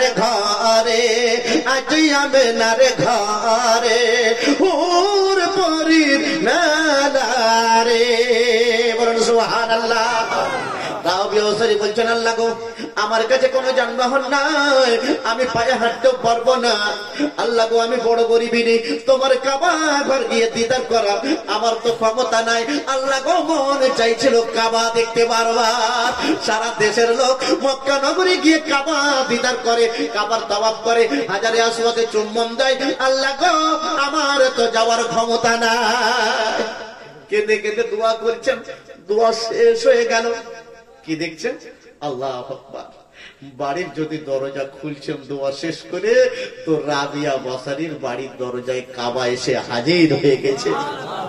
আল্লাহু আকবার। চিন্তা করুন, একজন মহিলা দোয়া করেছেন আল্লাহর দরবারে, দোয়া কবুল হয়ে গেছেন। কেন? রাত কাটে আল্লাহর ইবাদতে, দিন অতিবাহিত হয় সারাদিন রোজা রেখে, টাকা পয়সা কোনো লোভ নেই, যা কিছু করে মানুষের স্বার্থে, আর ইবাদত করে তো আল্লাহর স্বার্থে। আল্লাহ কাবা হাজির। কাবাকে চুমতে লাগলেন, হাজার আসওয়াদ চুম্বন দিলেন, কাবা তাওয়াফ করে নিলেন। আর ইয়ে ধারে কাবা শরীফ জিয়ারত করতে এসেছেন ইব্রাহিম বিন আদহাম। প্রত্যেক পা ফেলে 2 রাকাত করে শুকরিয়া নামাজ পড়েছেন। বালাক শহর থেকে কাবা ঘর আসতে, মক্কা শরীফ আসতে 14 বছর সময় লেগেছে। এসে দেখছে কাবা নাই। বলছে আল্লাহ গো এই মক্কা শরীফে মিনা দেখতে পাই, মুজদালিফা দেখতে পাই, জমজমের কুয়া দেখতে পাই, আরফার ময়দান দেখতে পাই, সাফা মারওয়া পাহাড় সবকিছু দেখতে পাই, কিন্তু কাবা কেন নাই? আল্লাহ গো আমি কি গুনাহ করলাম? সেই গুনার কারণে কাবা কি লুকিয়ে গেছে আমার চোখ থেকে? আল্লাহ তাআলা বলছেন, না ইব্রাহিম বিন আদহাম, তুমি কোনো গুনাহ করনি বাবা ইব্রাহিম, তুমি তো বড় কষ্ট করে আমার কাবা ঘরে এসেছো, কিন্তু তোমার চেয়েও আল্লাহর এক নেক বান্দি আছে রাবিয়া, আসতে পারবে না। এই দোয়া করেছিল আমার কাছে ক্ষমা চেয়েছিল, কিন্তু আমি তার উপরে রাজি হয়ে গিয়ে তার বাড়ির দরজায় আমি কাবাকে হাজির করে দিয়েছে।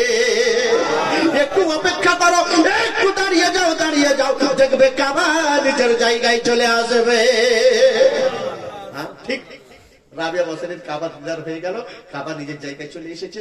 হযরত ইব্রাহিম বিন আদহাম কাবার দিদার করলেন, কাবার জিয়ারত করলেন, কাবার তাওয়াফ করলেন। সব করার পর বলছেন, না গো এই কাবা দেখতে সবাই আসে, তাহলে কাবা যাকে দেখতে যায় তাকেও একবার দেখা দরকার। ইব্রাহিম বিন আদহাম চলে এলেন বসরায়, এসে খুঁজে খুঁজে বের করলেন রাবিয়াকে। বলছে একটাও খেপি পাগলি মেয়ে ওই শহরের বাইরে থাকে, ছাগল চড়ায়, কি করে আল্লাহ জানে, মানুষ চিনতে পারেনি।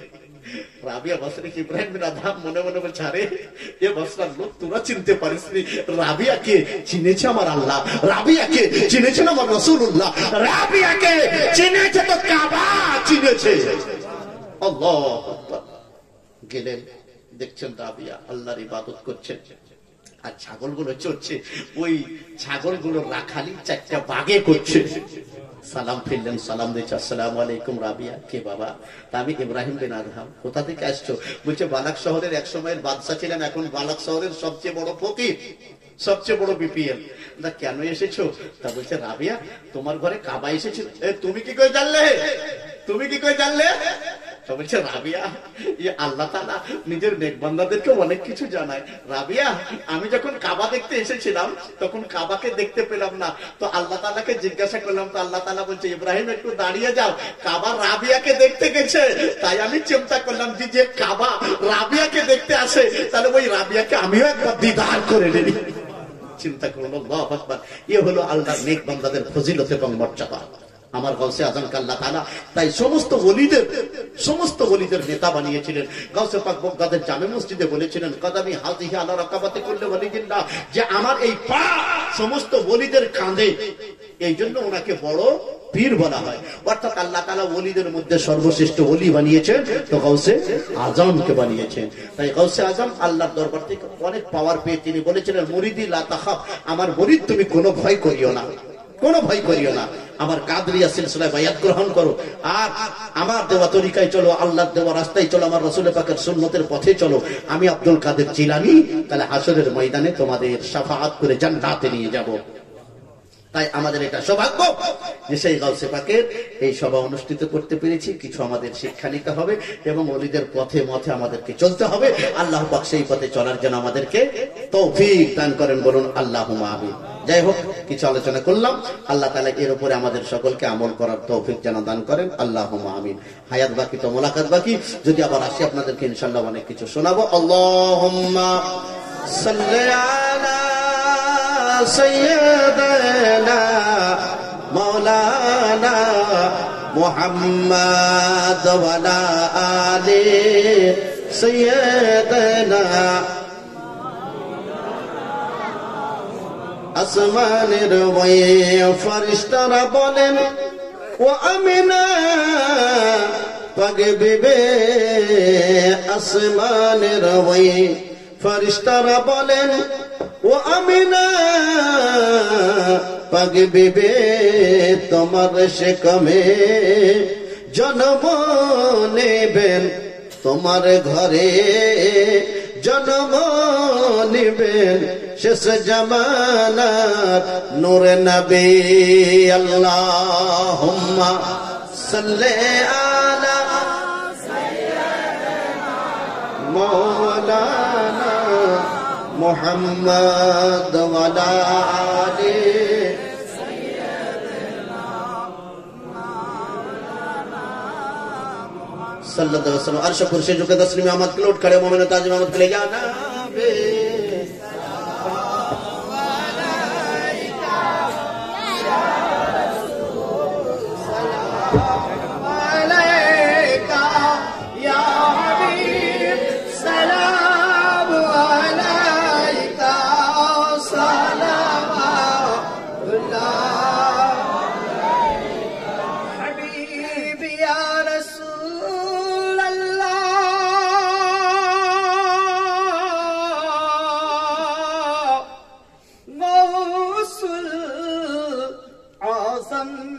গো তোমার